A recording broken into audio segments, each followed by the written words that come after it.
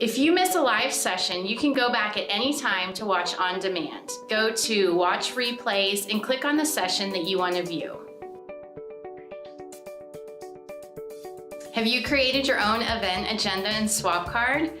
Visit the Agenda and Watch Replay tabs to add sessions that interest you to your own event.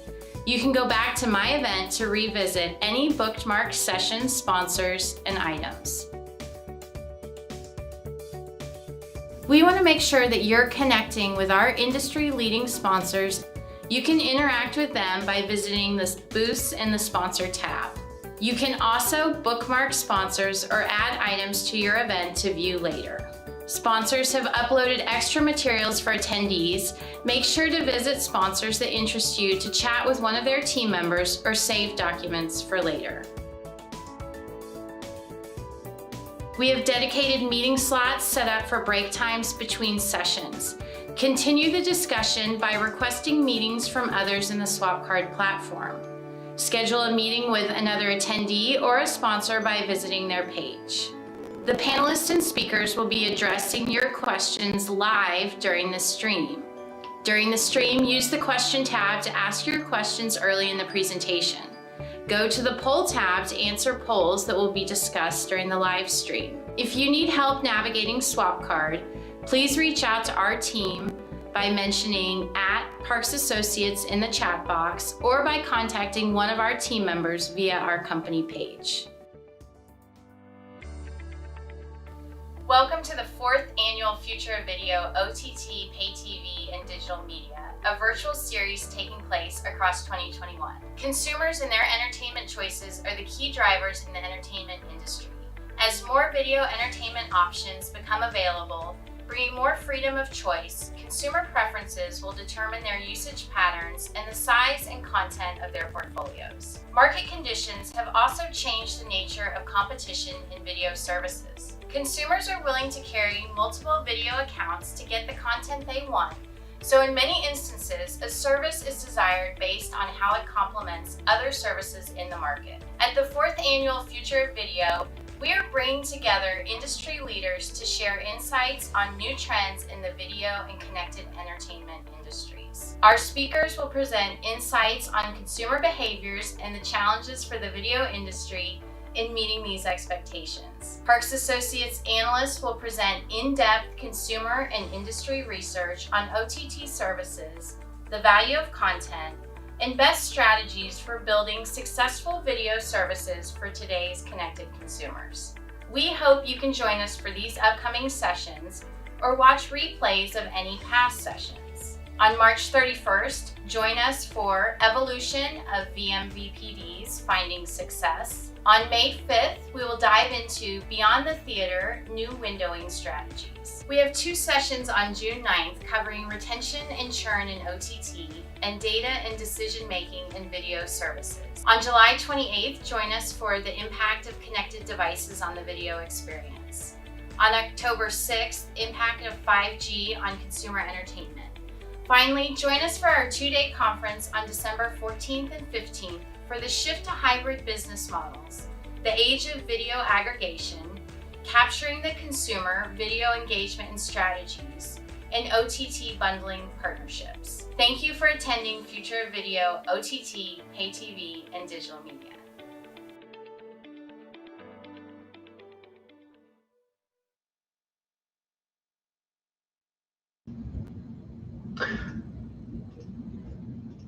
Hello, everyone. Welcome to today's Parks Associates Future of Video session, Data and Decision-Making in Video Services. We'd like to take a moment to first thank our sponsors that made today's session and the Future of Video series possible. Our research partners Everise and Symphony Media AI, our session sponsor Delta Tray, our gold and silver sponsors Brightcove, Future Today, and Bitmovin, and Metrological. Thank you again for your sponsorship. We want to thank our supporters who make today possible as well. Our platinum supporters CEDIA, SCTE, the Monitoring Association, excuse me, and the Z-Wave Alliance. Thank you also to our supporters from the Asia Video Industry Association and the Home Grid Forum. Thank you all for supporting Future Video. To give you a brief overview of how today is going to go, I'll kick off with my insight and view of the market. Gabriel Berger from Think Analytics will give our visionary insight of the program. My colleague Jennifer Kent will then lead our executive Q&A portion with Nagra's Mathieu Fiva, and then we'll get into a great panel discussion with Gideon Gilboa from Cultura, Bruno Hiner from Jump Data Driven Intelligence, Carson Cron from Nice People at Work, aka NPAW, and Amrita Shankar from Cinemedia. From there, we're going to have an audience Q&A with the speakers, and then we'll invite the audience to participate in our Zoom Rooms networking discussion on the key metrics that drive decision-making for video services. But before we begin, I'd like to encourage our audience to submit your Q&A questions at any time during today's program through Swapcard. Just to briefly preview what we have in store for the year, going virtual has allowed us to break future video up into a steady stream of relevant topics in the video arena throughout the course of the year. As you can see, we have a lot of great topics on the horizon, and our next event is on July 28th, where the topic is going to be the impact of connected devices on the video experience. We hope you'll join us on July 28th for that one, and again throughout the year.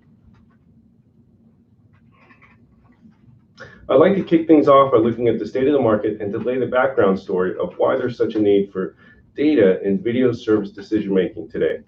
And then I'll briefly touch on capabilities and potential use cases for smarter data today. Sorry, we skipped ahead there.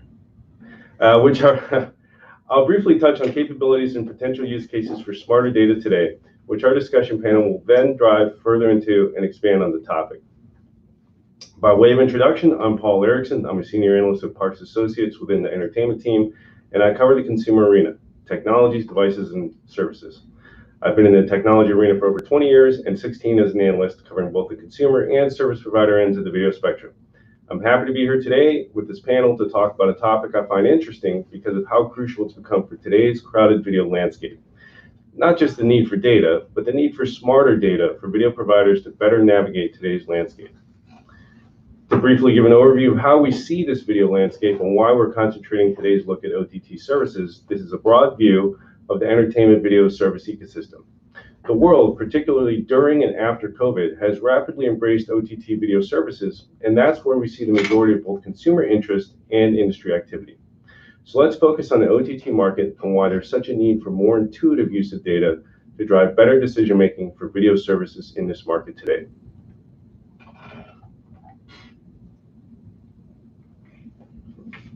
What is the state of the market? It's no secret that OTT video adoption is riding high, especially thanks to the pandemic. The size of the total OTT market has expanded in the past year or so, and in Q1 of this year, almost 82% of US broadband households have at least one OTT video subscription, which is steady growth since 2018. OTT video subscribers have now passed traditional pay TV subscribers, and OTT is now the primary way that US consumers access video content. Those subscriptions are up. It's important to remember that smarter use of data for customer acquisition will always be vital. One, because as time subsides post-pandemic lockdown, the pressure will be on to continue this momentum. And two, keeping subscribers engaged and keeping them subscribed is a challenge for OTT services in general, where there's no contracts and leaving is easy. And acquisition is even more important for the streaming services of today in order to replace subscribers lost via the inherently higher churn that OTT services have.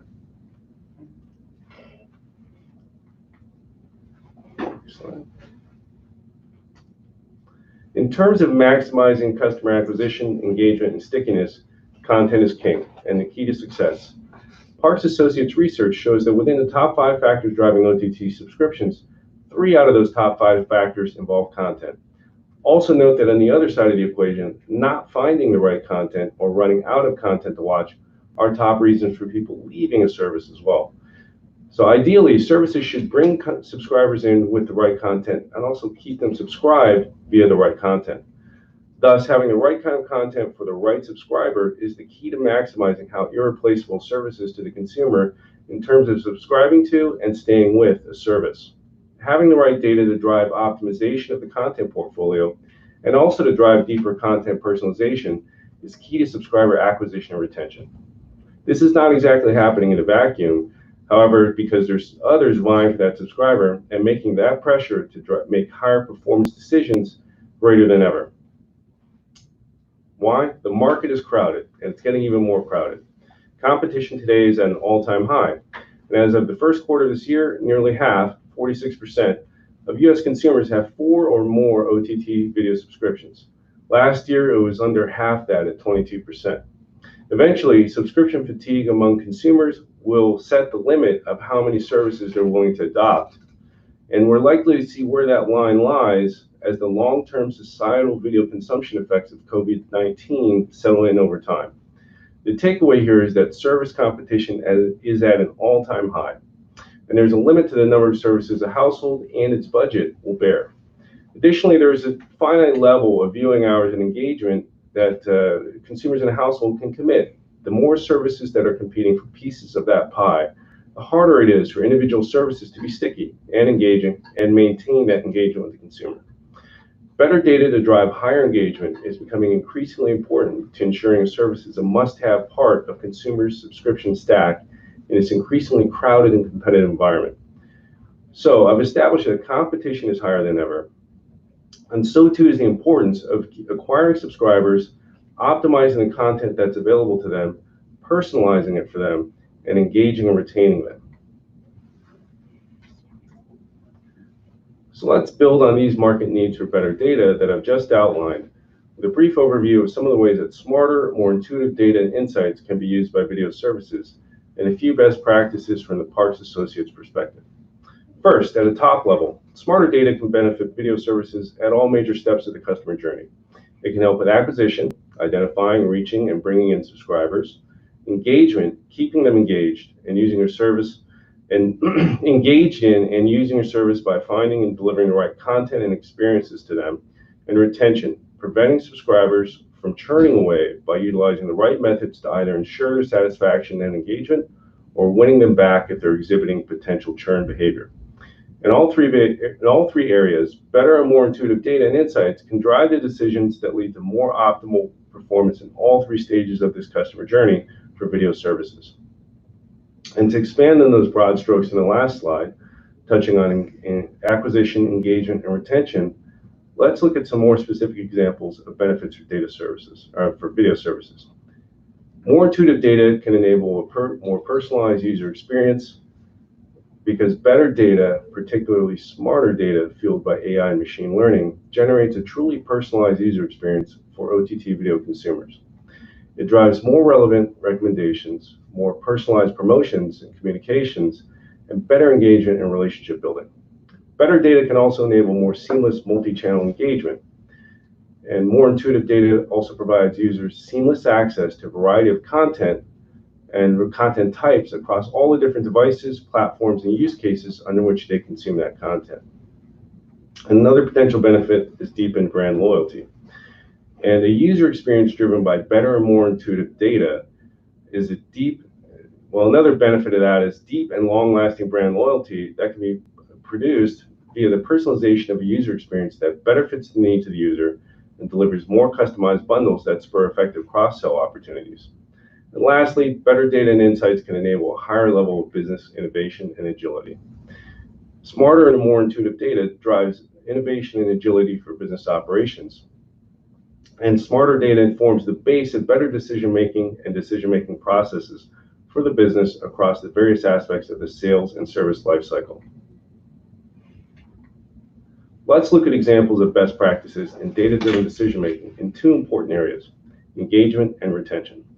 And there are a number of best practices digital media organizations can follow to most effectively utilize data in their customer engagement and retention efforts, and they fall within 4 key phases in the process.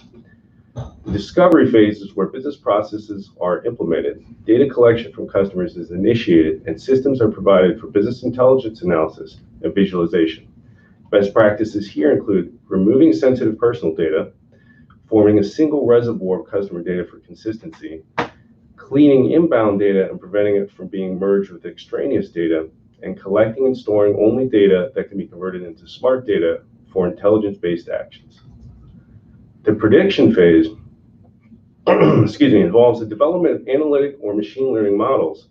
And here, best practices include detecting and removing bias in the data, including the ability for the model to justify the prediction it's generating, accompanying models with a confidence score prediction interval that indicates the level of trust in the model, and using recurring statistical evaluation of the quality of the model to ensure its quality over time.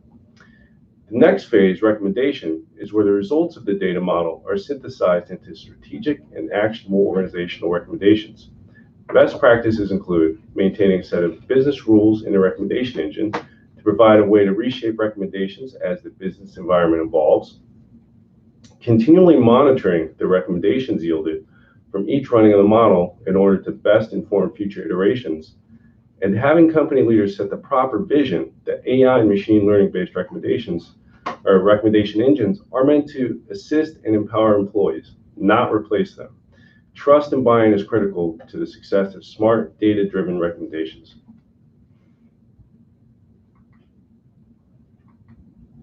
Automation is the phase where customer and engagement tools and processes can be automatically implemented. So best practices here: one, establishing high-quality recommendations that place the customer at the heart of the organization so automation can be achieved, customer engagement levels can rise significantly, and operational costs are reduced. And making customers and end users feel empowered during the customer experience to ensure the tools and processes can be successfully automated. Automation removes repetitive and mundane work for the employee, driving them to more value-laden production within the organization. For the customer, automation driven by empowerment results in faster customer service and deeper engagement. These are only some of the best practices that I've highlighted here, and you'll hear more examples of use cases and best practices from our speakers that we have coming up in our panel discussion that's going to follow. I'd like to close by summarizing what I've just set the stage with for our discussions to follow in a few minutes. Why do video services need better and more intuitive data for their decision making? Well, we are in an extremely competitive environment. The OTT market is growing with more services than ever, competing for a finite household budget. Churn and retention are issues, with easy cancellations and resubscriptions, and the need to keep subscribers engaged at an all-time high. There's tremendous competition to be a service that is a keeper in that household subscription stack in the OTT environment where engagement, retention, and churn are already challenging. And essentially, there's never been a time where video services have had a greater need for better and more insightful data to help them optimize their content, operations, and profitability. Now that I've given you a backdrop of why there's such a need for data today, and a few starting thoughts on the ways that more insightful data can drive better decisions and service optimization, I'm happy to present for the Visionary Insight portion of today's program, Gabriel Berger, the CEO of Think Analytics. Gabriel joined Think Analytics as CEO in early 2018, and he was formerly SVP of Sales and Operations at Ubiquiti and formerly SVP of Sales at Digital Smiths.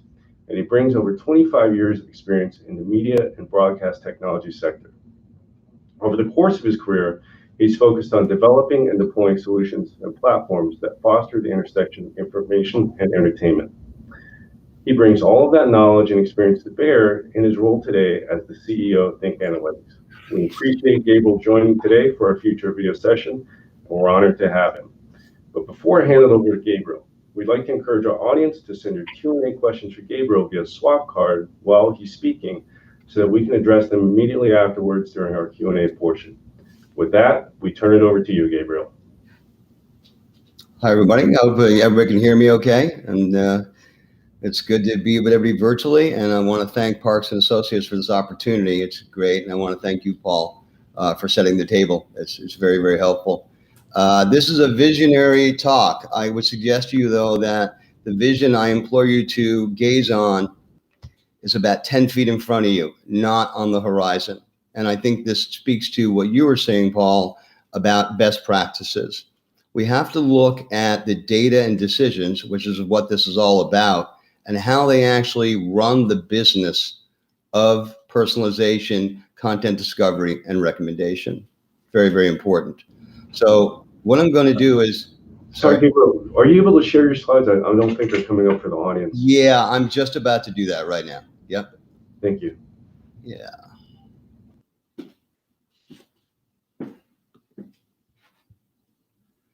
Can you see it now? Not yet. I'm checking. Bear with me.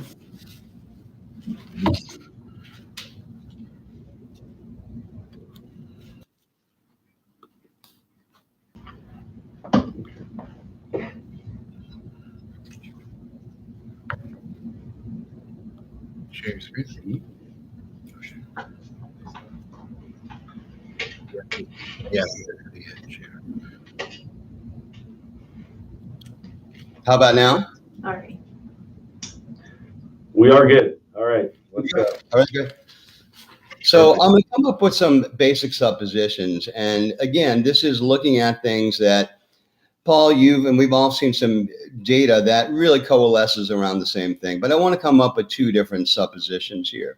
And the one is that the battle for customers will be won or lost based on data-driven decisions. Now, this is not unique to our business. This is all businesses that we are going to drive data. It's very, very important. It's a currency now, and it's part of our businesses, right? It's extremely germane to the whole equation. But I think it's particularly relevant to the media and entertainment space, as we see in some of this data that has been going on about this very, very competitive landscape.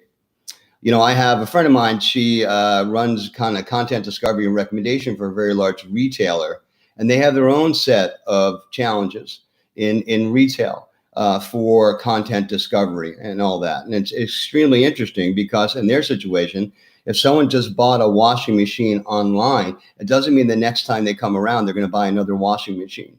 They have to allow for what the customer is looking for and the logic of their own business. And then secondly, this retailer has enormous ideas and understanding of their own product, right? Of the SKU number of their product, of where it is, its situational awareness. These are things that, in our case, in media entertainment, many times the product is the content itself. So the more and more we understand the content itself, we'll have a better understanding of how that drives data-driven decisions. And more importantly, also, let's not forget the human factor. When I say data-driven decisions, a lot of this has to do with the decisions you're going to make before you engage in relevant, meaningful personalization. You know, if you were to start and sail from Portugal to North Carolina, and you start vectoring off 1 degree as you go, you're going to wind up in Nova Scotia. So it's really important to start this whole process and to be able to bring everybody together for best practices to really have meaningful personalization and content discovery. The other supposition, I think Paul just referred to this, that it's never been easier to connect or disconnect from an entertainment service. You can just go on, click self-provision, whether it be SVOD or AVOD. I believe the Parks and Associates number is now 300 OTT services in the US. Pretty easy to do.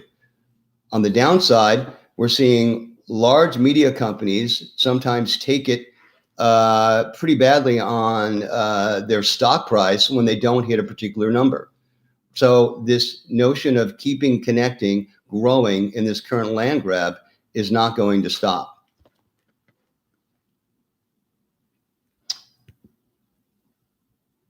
So this is from the Bureau of Labor Statistics. I think this speaks to wallet size. So the average annual expenditure on renting, streaming, and downloading video, you're talking about, and this is now going back through 2019, all of these numbers are going to be kind of showing the same thing. They may not dovetail completely what Paul shows you or someone else on the panel, but I think you're getting the idea. So you're talking about $64.83 US dollars in 2019 on average expenditures, tripling from 2015.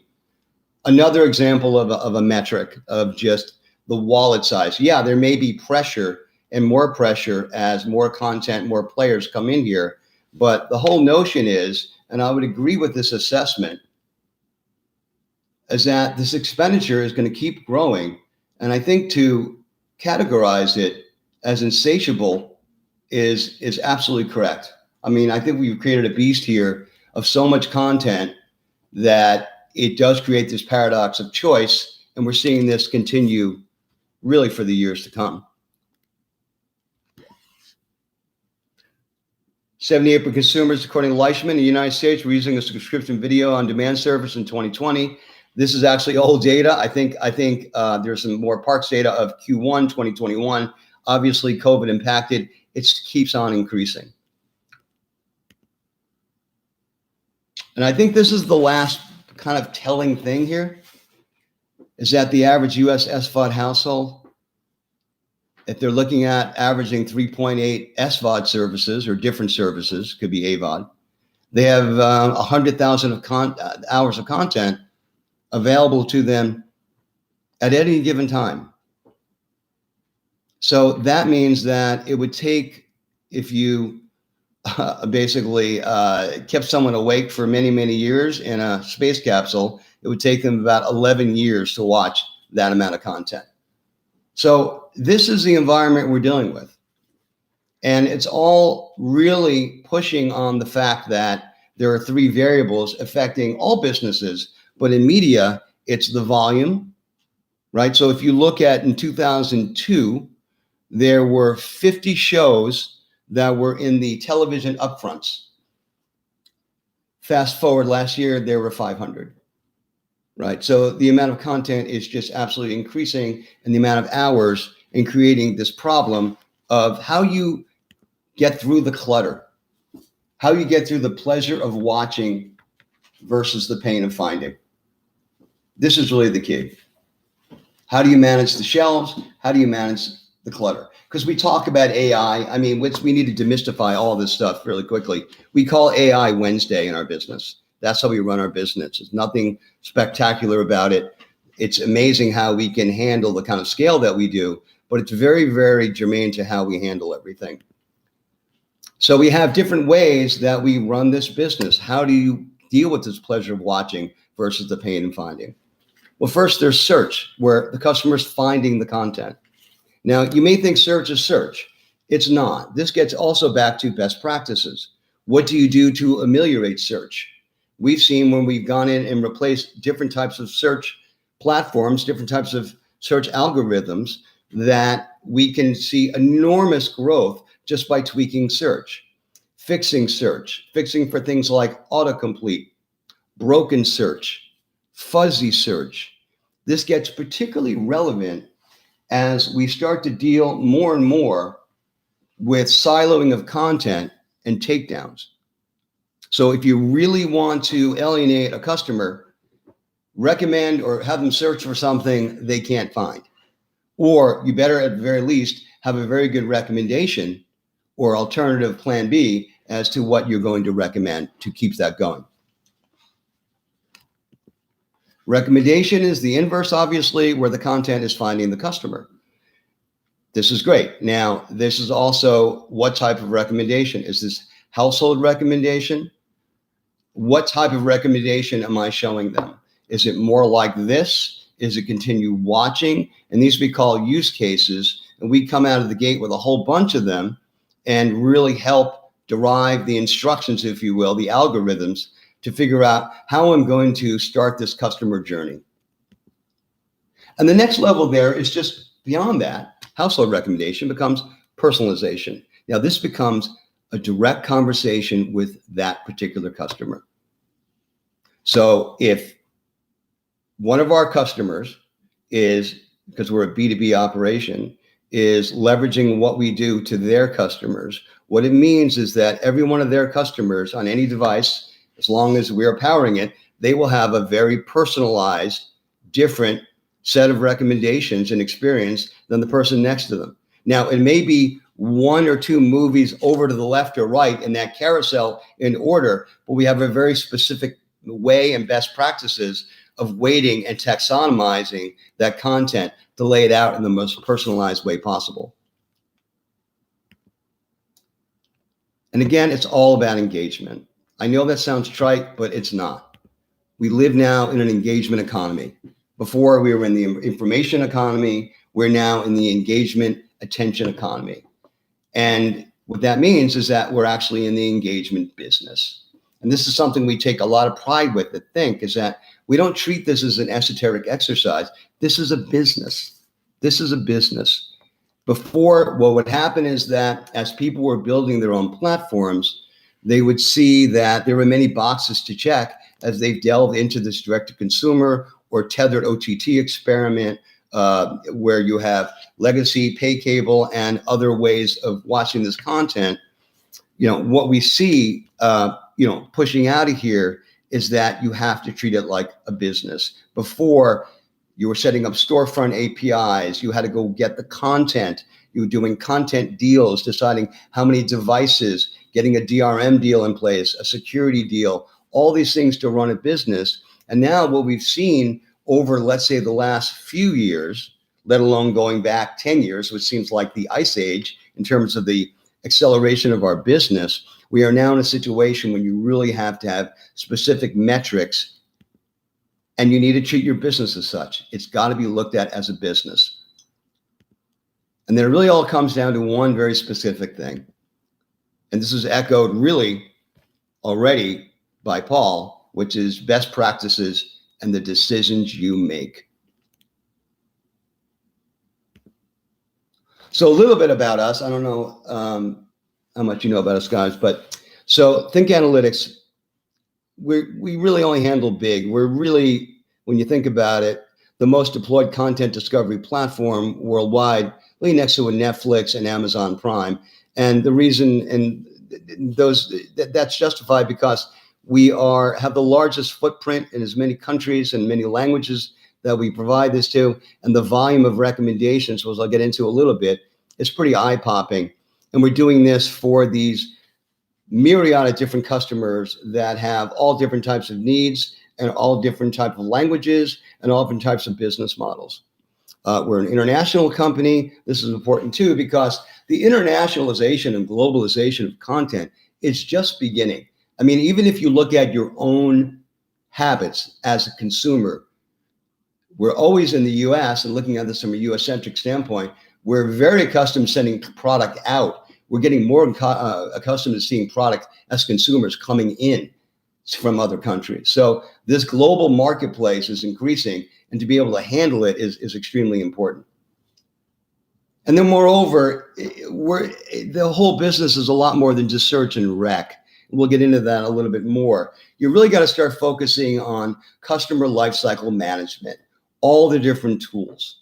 And not only all the different tools, but all the different thought leaders that are affixed to those tools in your organization. And we'll go through what that means in a little bit. It's also important to realize that this is more than just proffering up an algorithm and sitting back. That worked for a while.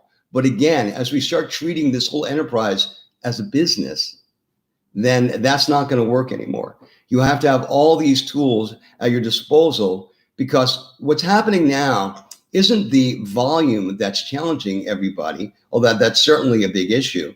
And certainly it's also the variability as we push content to more different types of platforms, different editorial content restrictions, different windows, which are changing all the time. What's really affecting everybody is the speed of the content, how fast these different types of experiences and content are hitting different markets around the world. So it's important to have all these tools at really right there, and to be able to combine both the algorithmic and also the information sciences part, which is all about metadata and how you leverage that for good editorial curation and making good decisions. And more importantly, it's got to work. It's got to be something that seamlessly can be integrated, this whole solution, easily. And you want to start doing this as soon as you can. Again, it gets back to the vectoring of when you start off 1 degree off on a recommendation, how tough it is to get back with that consumer. So it's important to be able to integrate quickly, but more importantly, integrate correctly. And then also have this kind of ROI that's real, and you can establish certain kind of KPIs.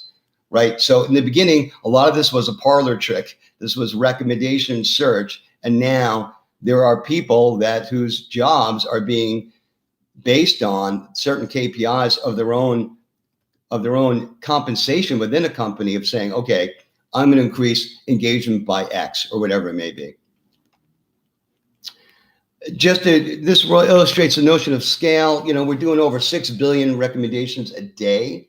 Again, we are a B2B company, but in terms of B2C, we have these, over 100 customer deployments that we've done. We we're doing this empowering 1 billion different devices, which is extremely important. Scalability, response time is very important. Again, speed is what's killing us as an industry. We got to catch up to that, and to be able to respond quickly to recommendations and to be able to deal in both live, linear, VOD when there's a lot of peaking of different types of events is also extremely important to be able to do that. As I mentioned before, to be able to kind of paint the world in 43 languages is extremely important, and knowledge of countries. This is also very important as you get into things like privacy and GDPR. We are very, very fluent, probably my CTO more fluent than he ever wanted to be on these issues of privacy. Every country, besides any type of GDPR or a regional overarching type of regulations, each one of these countries, let alone companies, have their own set of regulations too. So to understand the nuances of the terrain is also really important if you're going to do this right with best practices. As it relates to what it is, all these tools need to be used when you're doing proper, meaningful personalization running a business. You're going to start off somewhere with a use case engine, which is how something may appear on the screen. You're going to take those use cases and A/B test. Fool around on a bunch of different hypotheses to load balance the difference between algorithmic and editorial, linear and VOD. Test it, see what it looks like, get it out there, then look at the data. How do we keep score? Did people take the recommendation? What do I do then? Do I create a campaign? I need to create a campaign, and then I need to learn and I need to iterate. So these are the tools. That's great. The customers, point is that they're all manner of different customers. Again, if you look at someone like Tata Sky is really leading the way in pushing super aggregation, where they are looking at a whole variety of different type of OTT experiences and bringing an overall experience of content discovery amongst different siloed types of programs. That's a very big deal. Other companies are pushing more metadata-centric work that they want to do, or that they have to be backward compatible to a certain set-top box and also be able to push something to a mobile phone, right? To be able to handle all those devices is very important. Or if you're in sports, to be able to know that there are events coming up that you need to throttle accordingly for, and be able to do that very seamlessly, which we're extremely good at doing.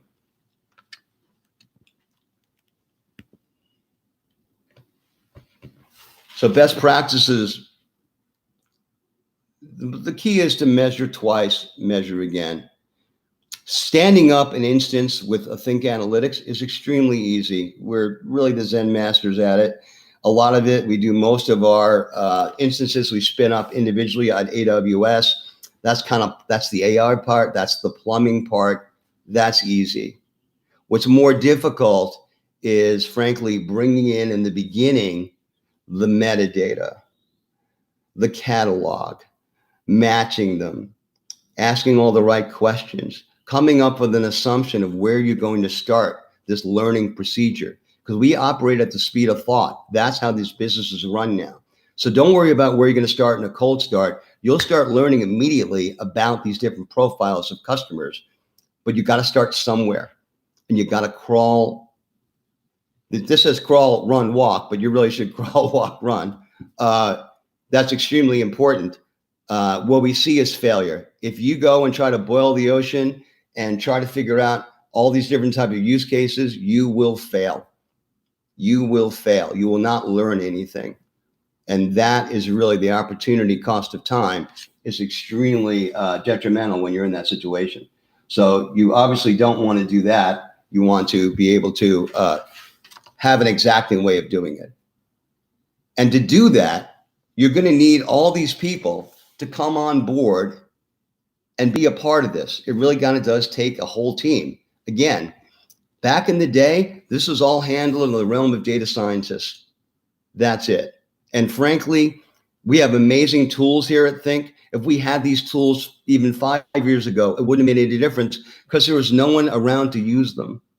in many cases, as we all kind of get into this next level of what we do here. So in the crawl stage, you're going to need sign off from product. What are the UX parameters? What's it going to look like? What are the carousels going to look like on my dashboard or what I'm showing the client? For marketing, we're doing this right now with a client right now. What is coming up in special events? Copa America. How do you build a rail and carousels around that? How do you tie that in? It's good to know. Programming. Are there originals coming out? When are they coming out? Are we acquiring more content? This is very important because we never touch the video when we make decisions about how we're going to weight content. We only look up at the attributes of that content. So the more we know about that content, even it's early on, it's a press release about something coming out, we can start to learn about it with the semantic connections of other content and the fingerprint, if you will, of that content. Executive sponsorship is also really important. You're in a situation where you have to have key business drivers. You have to be in agreement as to what things are going to drive the business. If you're an AVOD business, it's going to be different than if you're selling the digital library of Star Wars. It's very, very different. Are you spreading more recommendations over linear? What exactly are you doing? Analytics, extremely important. Again, what are the data requirements? Are you taking information from a data lake? What are you trying to find out? For instance, what we do is we look at the main metric of how we know things are going well is conversion. Did someone take a recommendation? But that's just the baseline. That's just something we start off in the beginning, and then we can learn from there. And lastly, who's going to make any editorial decisions? Who is the editor-in-chief? So when you start looking at this, you've got to take this holistically and say, okay, I need to think about these before I even really proffer up the first recommendation. So I mentioned the use case simulator. So it's kind of tough to see, but you look at those circles, this is a very important part of how we look at you surfacing the best personalized recommendation. This is a snapshot of a profile view. These circles here are, and we say no dispersions to marketing people. We say on the right, this is for marketing people. On the left is for data people. This is a score of this profile of this user of metadata, of how it's all being weighted. This is very, very, very important. This is, we think, the jet fuel for the whole operation. The algorithms are extremely important. We think we have incredible algorithms. We also have a drop-down menu, and when we go through these different out-of-the-box use cases, you can drop in the Amazon personalized AWS algorithm. It doesn't make a difference to us. And what you start seeing is that and you're seeing kind of a snapshot of a dashboard. The reason Conan is next to Saturday Night Live and Late Night and that is the weighted metadata in the order of prioritization. So, using this, starting to kind of work on different things, and then starting to play around with the different scenarios that I can bring to the table is really important too. Again, I'm going to set up different types of criterion of A/B testing. I'm going to do it to a smaller group. I'm going to learn, and then I'm going to send it into the clear to everybody else. I'm going to learn again, and I'll keep on iterating. You have the ability then to do editorial campaigns. How much do you want to do by hand? Again, the human element is still extremely important, extremely important. We had a client that right now they saw in their data that Nicolas Cage was indexing really, really well above it, punching above its weight class. Anything with Nicolas Cage seemed to do well. Well, they came up with a campaign. It's Nicolas Cage's birthday, right? So there's marketing taking the data and the information to push that. So to have this campaign intelligence is obviously extremely important. We look at content. Again, this is an example of the different types of facets that we look at.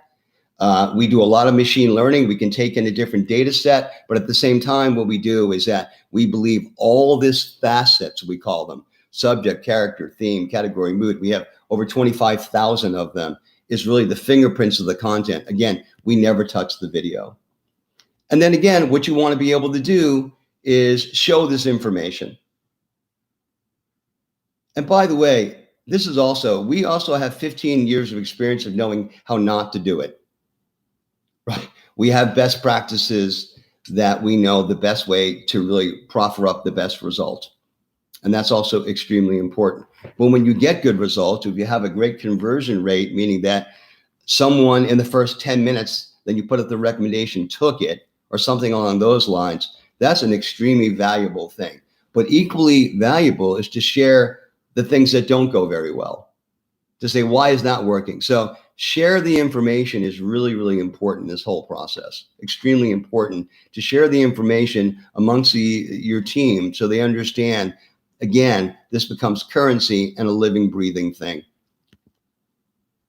And then, this is just a smattering of the type of just anecdotal things we've seen in terms of ROI. And this is what it's going to come down to. Again, less in the hands of the data scientists, and now more and more in the hands of the people that are running the business units. And if you hit the mark correctly, you can have really good results. We've seen massive results on both VOD, linear, reduction in churn. Again, churn's a perfect example. We look at churn through the lens of content discovery. So if you're looking at a 30-day analysis, because you really don't want to look at something smaller than that, because you want to really see if they're home, if they haven't been home. Everyone's been home for a while now, but the fact of the matter is that you want to have a longer corpus of data to see, okay, if nobody took a rec, you're in trouble. So what do you do there? You go out and really reach out to those people. So everything is iterative, right? You start off with doing more like this. You then can add more like this combined with another use case. You can get pretty fancy. And this is really where it's going. And I think the moral of the story here is there's more here, but frankly, even on our roadmap, which is very robust, we could probably just shut it down for a year and just get people to keep using the tools that we've created. And that's really I think the message. So the human element does not go away in this area. Data is extremely important, but moreover, the best practices are the most important thing. And I'm known for saying, because always having a startup mentality that, there is no sacred text. Yes, there is. There is a sacred text, and best practices really do yield the best results. So that's what I got here, and I will hand it back to you, Paul. Perfect. Well, thank you, Gabriel, for joining us today and giving us the Think Analytics perspective and some of the best practices. And I really like your analogy there of the challenge of enhancing the pleasure of viewing by essentially having to remove the frictional pain of watching, and more accurately, actually getting people to what they want to watch. It's always a challenge, I think, especially now in the age of super aggregation, which is something we can touch on maybe in our follow-up networking discussion. But right now, I want to encourage our audience, if you have any questions for Gabriel, please submit them via the chat, and we'll make sure that Gabriel gets them, and we'll address them later.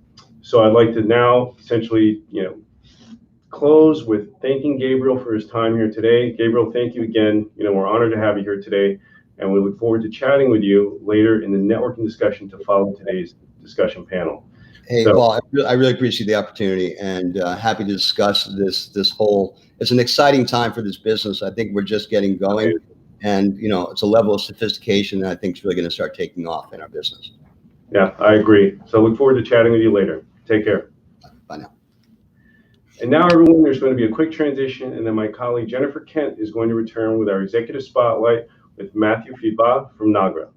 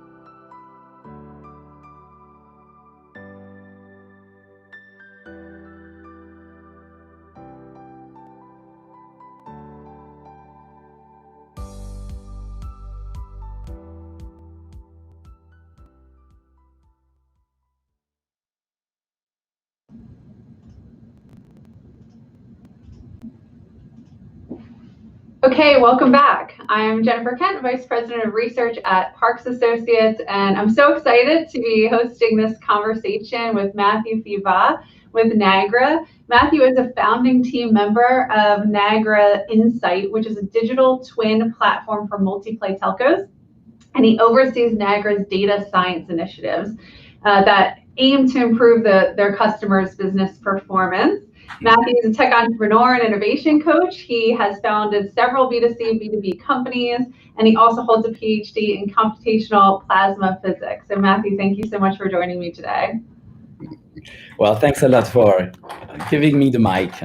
Absolutely.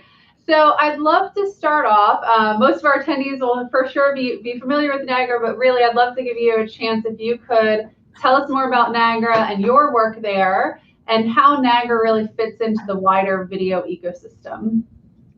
Yeah, absolutely. NagraVision is a technology provider to the media and entertainment space. And it works with the world-leading service providers and content owners, like in many areas like content protection, anti-piracy, or OTT streaming, and data analytics, which is the area I'm looking forward to talk about with you. Right. And yeah, as you said, the key initiative in that area at NagraVision is Insight, of which I'm a founding team member. And Insight is what we call a subscriber digital twin platform, and it's for operators like telco and cable. Right. So it's a platform that's capable of machine learning how each subscriber of a telco or of cable is behaving, and then it can simulate how a subscriber will behave depending on how we act on them, right? And then the system can find the best action to that will increase revenue or reduce churn, or a combination of both. And because it acts directly on revenue and churn, it really generates very large impact to our customers. Wonderful. Thanks so much for that background. And I really want to make sure that we get into that digital twin concept and some of the specifics around that a little later in our conversation. I'd really love to start off by thinking about the fact that you really have a front seat into the incredible growth of OTT services, and we know that consumers are watching more and more video than ever, and taking more OTT services than ever. With the service providers, the operators being your main clients, can you tell us a little bit about how you're seeing them adapt, to this incredible growth in OTT? Yeah, absolutely. I mean, they are adapting. I mean, they are in time where they are changing very, very fast. So basically, these type of operators, so cable and telco, let's say, they are becoming hubs of services, and this is a very important shift for them, right? So they are moving away from their historical triple, quadruple play offering, right? And they are moving from that to now partner with different types of service provider to create bundles of many services that they offer to their subscriber on top of broadband, right? So they are in this middle of a transformation from service building to service bundling, right? And in this service bundle, video is playing a key role, and it plays a role through pay TV that some of them or many of them offer, but also through OTT video that they will package in their bundles. And this is a transformation that is even more accelerated by 5G, right? So how do they look at this? If you step back and look at their fundamentals, the asset that they are first the ownership of the data pipe that goes to the last mile to the subscriber home, and then they have local store presence, and then they have a billing relationship with the subscriber. So once you take all this into account, what is their real business if you step back? Their business is to bring a number of services to the home or to the household, and you package them. They need to price them appropriately. They need to acquire subscriber with a set of services. Then they need to retain them. They need to upsell new services and manage the price they pay. And that holds whatever is in the bundle, right? And so it's even interesting to see that this is pretty sophisticated, because the price paid by one subscriber is going to be different from the price another subscriber is paying for just the same bundle, the same service. Why? Because acquisition offers and retention offers, when you retain people, you give them discount. So these offers will lead to different price or prices that are very different from the list price, right? And so the interesting thing is that this transformation is important for OTT video service, because if they position right, they can benefit from this transformation, right?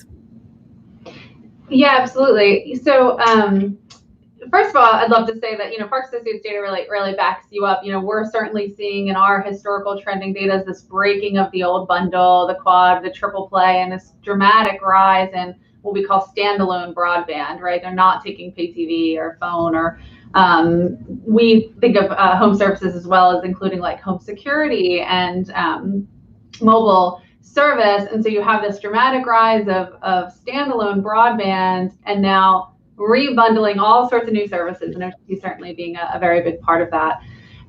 So you talked a lot about, the advantages that the operators have into the home, right? The control of the billing relationship and the control of the last mile. Can you flesh out any more of the advantages to the OTT services providers of bundling in with an operator's service? Yeah, there's a real win-win to be found, right? I mean, the OTT video providers being bundled by operators, for them, it's a great advantage on many fronts for acquisition, right? The acquisition, the operators have a lot of power, but also they know the behavior of their subscriber, right? So they can target the right OTT service to the right people. And also being part of a bundle for OTT video it also makes the OTT video service benefit from the retention power of a bundle. Sometimes in a bundle you have many things and you want to keep it, and there is some inherent retention for a service that's part of a bundle, right? So for them, for OTT video provider, it's a great way to go to market, right? And the operators, they will be thinking in terms of acquisition, revenue, margin, retention, and they will want to and we see that a lot, bundle OTT services, as long as they contribute to that equation of acquisition, revenue, margin, retention.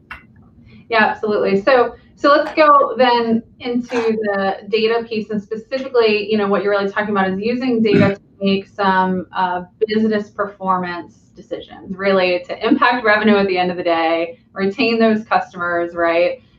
Increase profitability, not just revenue. Can you talk to us about some of the best practices or key metrics that you're looking at kind of across the viewer life cycle, from acquisition to retention, or engagement and then retention? Hopefully they don't leave. Yeah, so first, we think that the magic of data is not analytics. Analytics is like you take a clever person behind the screen, it looks at tons of graphs, and he makes an intelligent decision.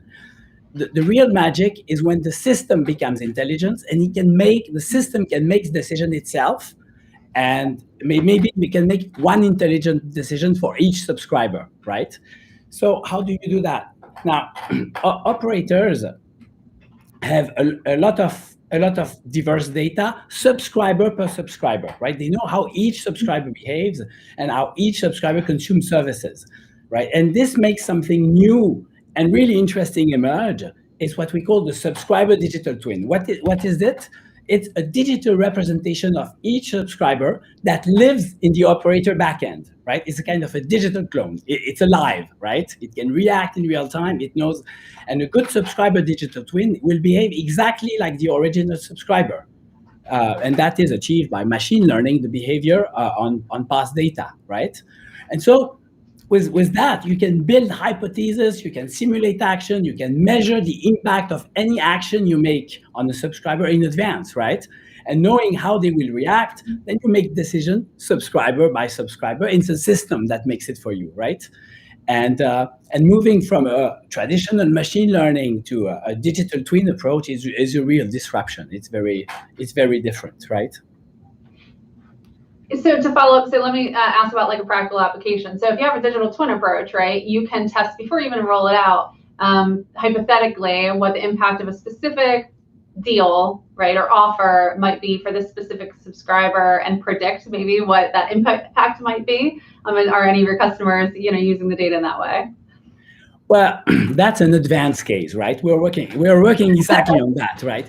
But for the digital twin to work, you have to build it for a specific purpose because it has to machine learn the specific behavior, right? So what is the right bundle for the right, what are the right bundles? Open a lot of questions on, do you have the right component of the bundle? Are you bundling them right? Do you have too many or too little bundles? What price you should have?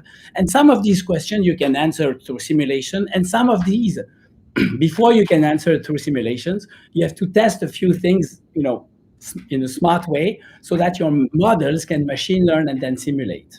Mm-hmm. Maybe I can give a simpler example that really works, right? Absolutely.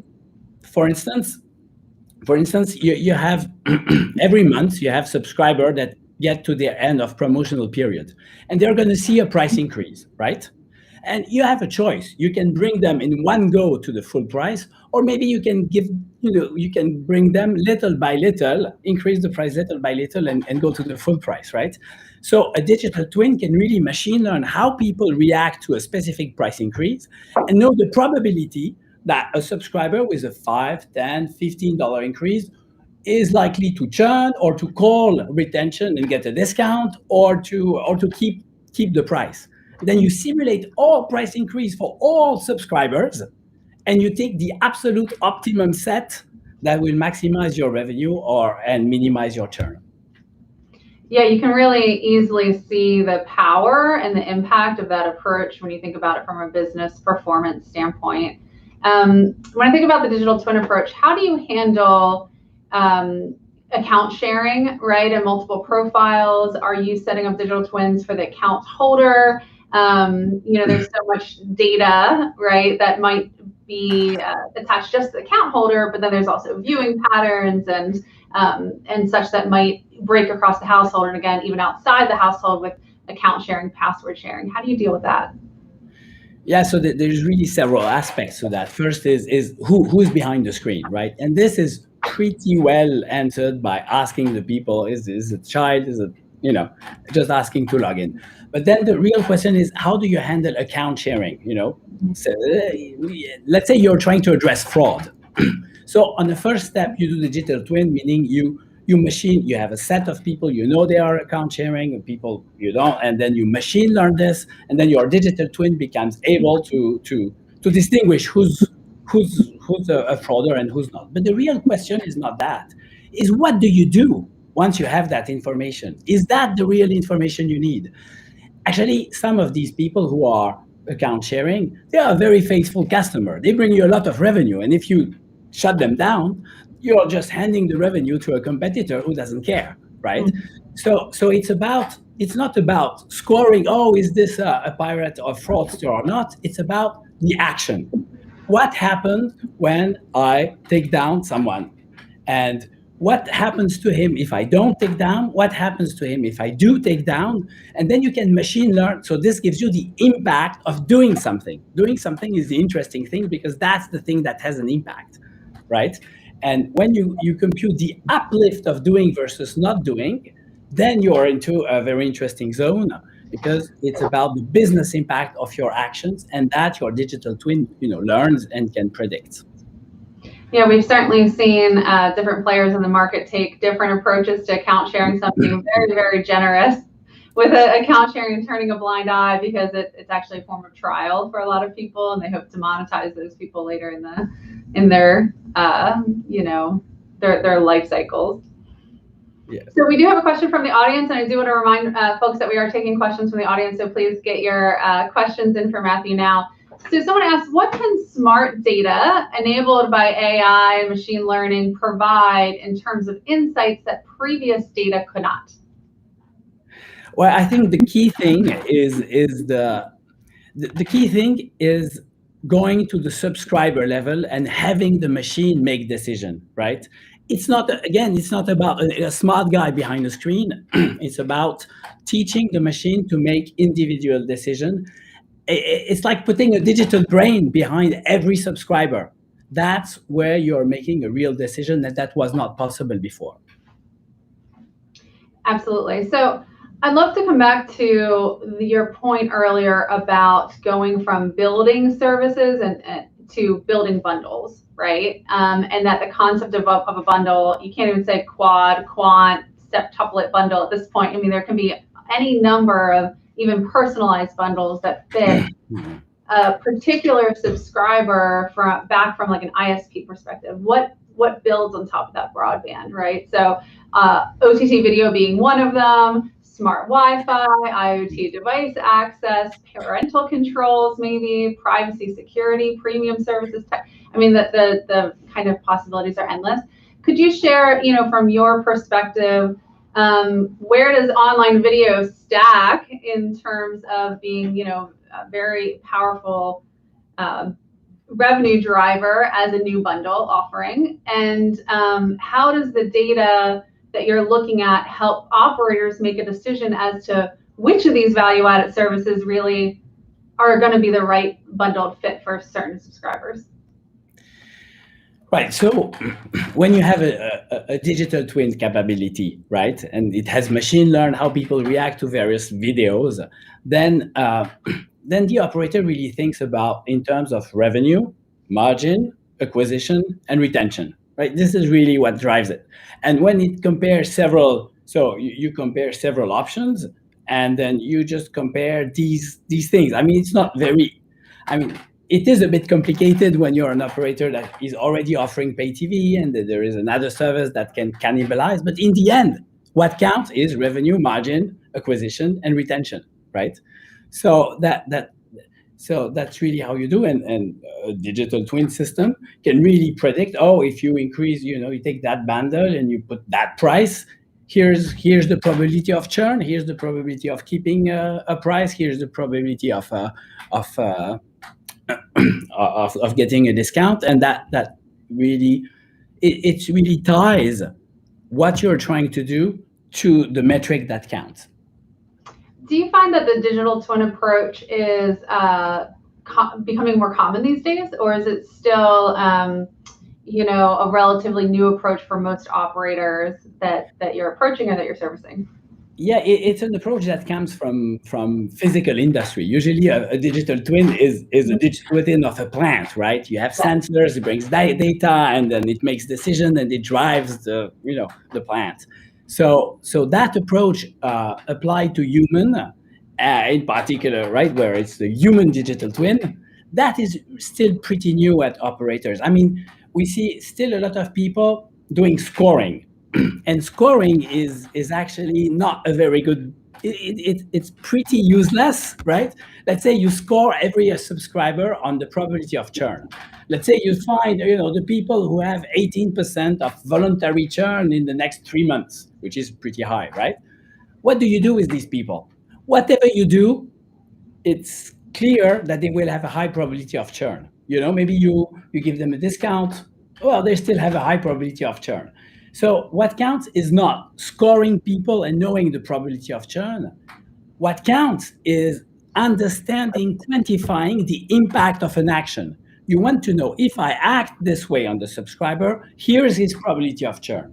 If I don't act, if I don't do anything, here is his probability of churn.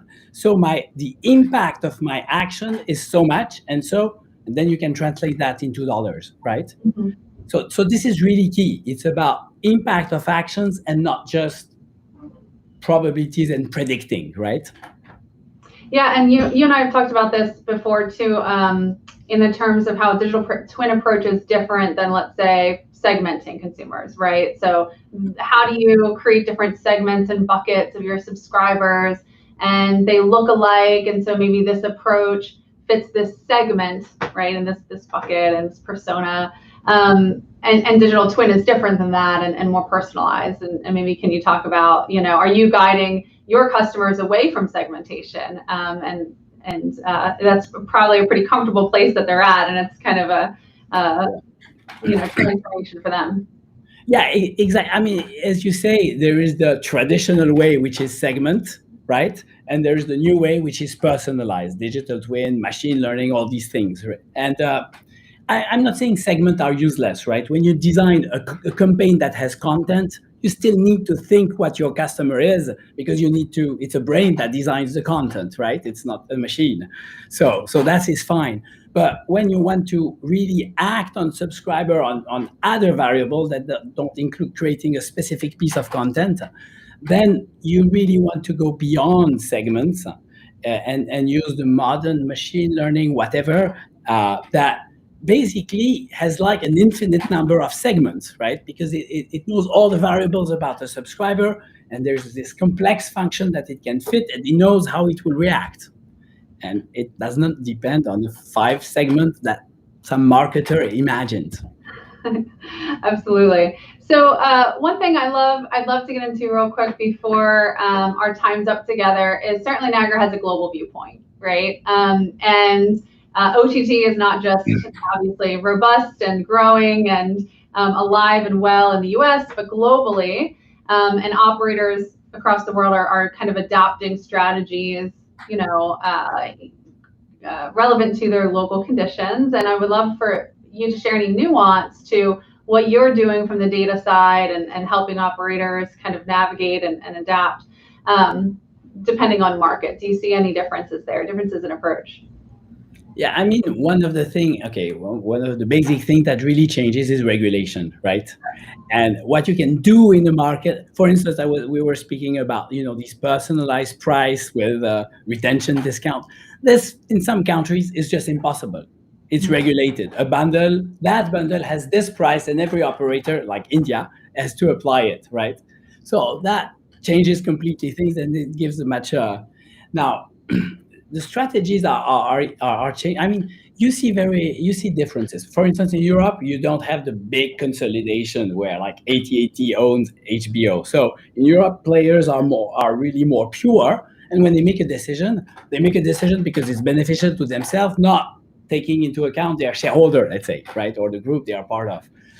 We also see other things like an interesting thing we've seen in Europe is that public and private broadcaster are creating alliance, and they mutualize content and to create their own OTT service. And these services can be pretty successful. Like Salto in France, they got locally 200,000 subscribers in a few months, right? So that was pretty impressive. It's France, right? It's not US in the size. And so these are differences we see around the globe. Well, so we just have 1 minute left. I'd really love to close out. If you had any other words of what we can maybe expect to see in really edge use cases or innovative applications of a data-driven approach to video service, particularly on the business performance side.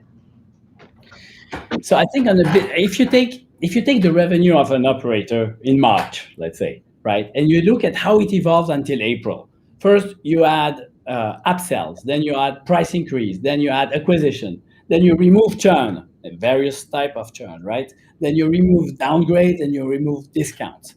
And that you get your recurrent revenue in April. So all these components, they depend on subscriber behavior. They depend on external variables. And all these components are machine learnable and can be optimized. So I think we're going to see operators moving more and more in a way where every component of their revenue is going to be directed by approaches like digital twin or like machine learning and optimized to the subscriber level.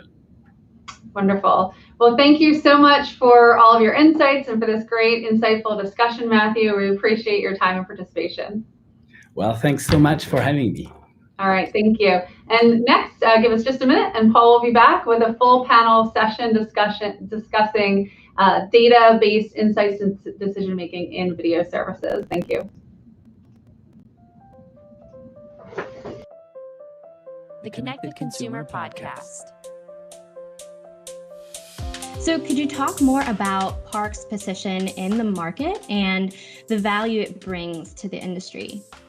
Sure. So, over time, our research and events practice has really grown slowly, but we have kept a very specialized focus on the consumer and emerging technologies, and specifically looking at the intersection of different technologies in the home and the opportunities it provides. Trisha Parks, my mom, founded the company 35 years ago and has very much focused in on developing research reports, primary studies, doing lots of custom work, strategic consulting, executive conferences, and really with the goal to help provide companies with the best data and insights for them to understand the growth and the purchase intentions, consumer sentiment about new and emerging technologies in the home.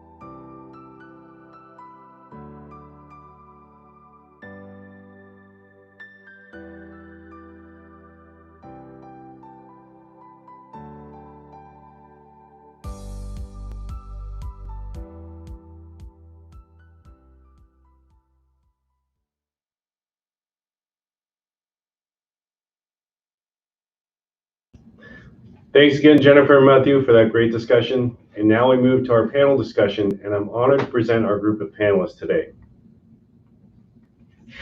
We're joined today by Gideon Gilboa of Kaltura, Bruno Hiner of Jump, Carson Kron of MPaw, Paul Pastor of Stroom, and Amrita Shankar of Cinemedia. Welcome, everyone. We're happy to have you here today for this discussion, and thank you again for joining us. I'd like to encourage first our audience to submit your Q&A questions for the panel through Swapcard as they come up while we're speaking, and we'll address them immediately after during our Q&A portion. So before we start, we'd like to have each of our panelists introduce themselves and tell us a bit about themselves and what they do in their roles at each of their companies. Let's start with Gideon Gilboa. Gideon, tell us a bit about yourself and your role at Kaltura. Hi, Paul. Hello, everyone. I hope you can hear me okay. Yes. Great. So first of all, great to be here. And I'm the AVP of Product and Marketing at Kaltura for Media and Telecom. And instead of having a corporate slide, since our topic is data, and before we dive into data tech, I want to stay for like 2 more minutes on consumers. Because, at least for me, what consumers do and what consumers think is super important in this era of engagement. So this data comes from a recent survey we've done, and we try to run our business based on data, and we like to understand where to take our products next. So we survey customers, consumers all the time. So I think one of the key things that this survey shows us, and in the context of how consumers think about content and engagement, is that we're not yet perfect as an industry, or maybe a bit far from that in terms of using data. Because consumers, regardless of the 4, 5, 6 OTT services that they have at home, are still missing some good recommendations. They have those multiple content choices, but they still feel they want more content, and that's what will convince them to actually view more content. And actually, if you look at the right-hand side, they rely on multiple content or multiple recommendation sources that are outside of the platform, which is not a bad thing in itself, but it is something that may tell us something about, I would say, the quality of platform recommendations. So I think that we are going to switch and enter into a new era that we call cognitive TV, where I think Matthew and others started talking about, where everything we do in personalization, recommendation, and the basic use of new and advanced data technologies will help us change some of the picture and maybe some of the frustration and confusion that consumers are feeling. And that's what we'd like to talk about more in the panel with all of you guys. Perfect. Thank you, Gideon. And next up, I'd like to introduce Bruno Hiner from Jump. Bruno, how about you in your role at Jump? Good, no? Yeah. So, hey, Paul, thank you. So at Jump, we work enabling data-driven strategies. So we are a data-driven intelligence company.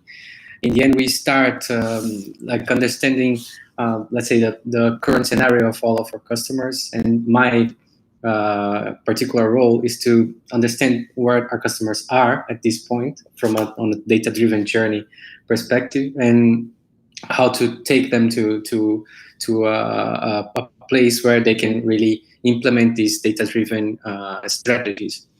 So we usually look at many different customers from many different maturities, and we work from let's say collecting all the data that they have, or even fragmented data in any scenario that they have, and we take our customers from a partnering with them until a point in which we can apply machine learning and AI to run predictions and to have a prescriptive capability in terms of data-driven strategies. So we always look at the data and at as a fuel for innovation, and that's our aim as a company, to fuel this innovation inside inside our customers, partnering with them through this data-driven journey. And my own role is this: so understand what do they want to achieve and help them to have this value that they are looking for. Thank you, Bruno. How about Paul Pastor? Paul, tell us about what you do at Stroom.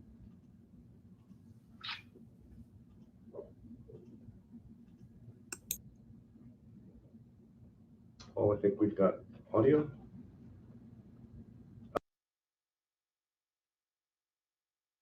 Check again. Paul, can you check your audio, please? I think you're unmuted on our side. Can you? Okay, he's still not coming through, right? Paul, you might.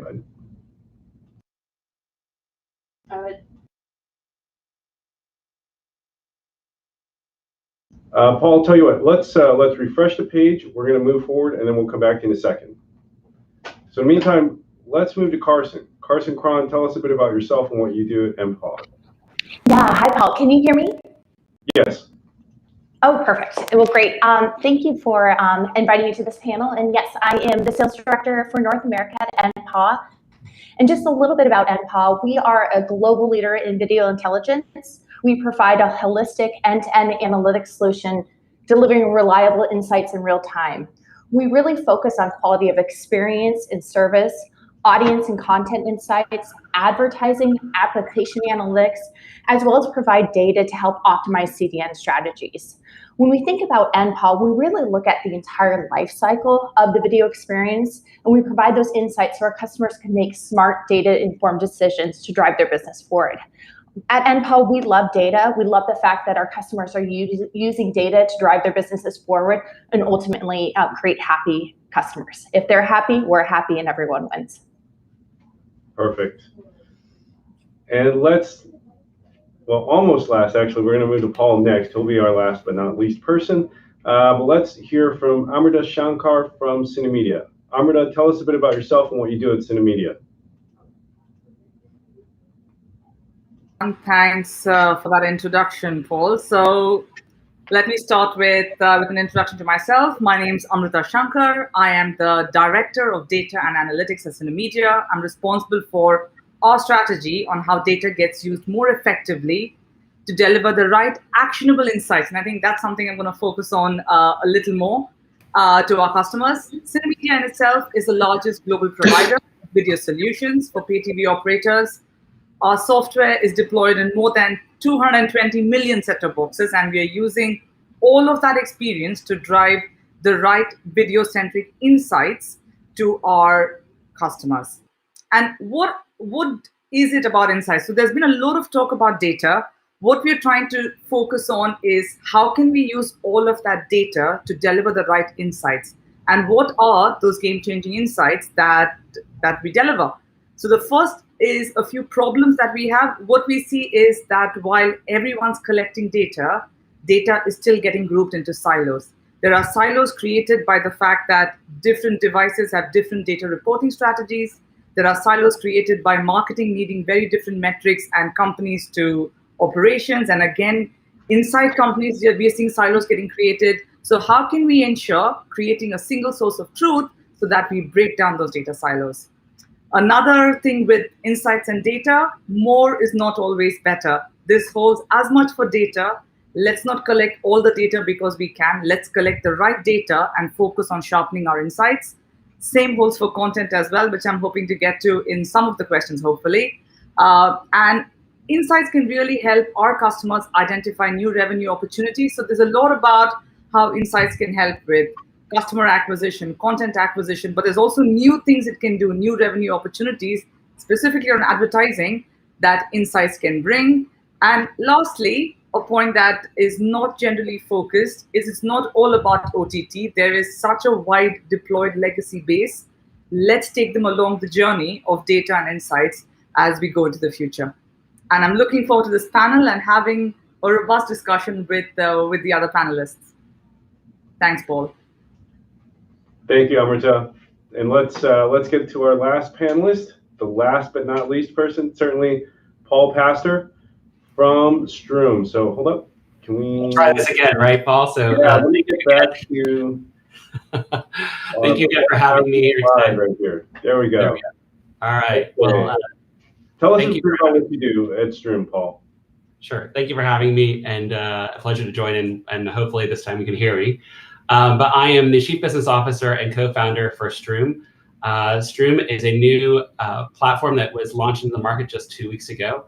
When looking at the marketplace, myself and some Disney colleagues, we recognize that while there's significant growth happening in the SVOD marketplace, there's also a high degree of concentration among these bigger platforms, mainly Netflix, Amazon, Disney Plus, and if you in the US, especially if you add HBO and HBO Max and Hulu, you have nearly 75% concentration in the market with those 5 players, while there are still 300 services that you guys are tracking available to US subscribers.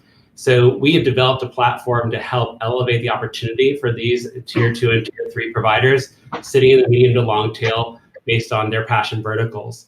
And we've deployed an innovative new business model where we allow for consumers to seamlessly discover and consume content across these services without having an underlying subscription to that service using a credit-based exchange system.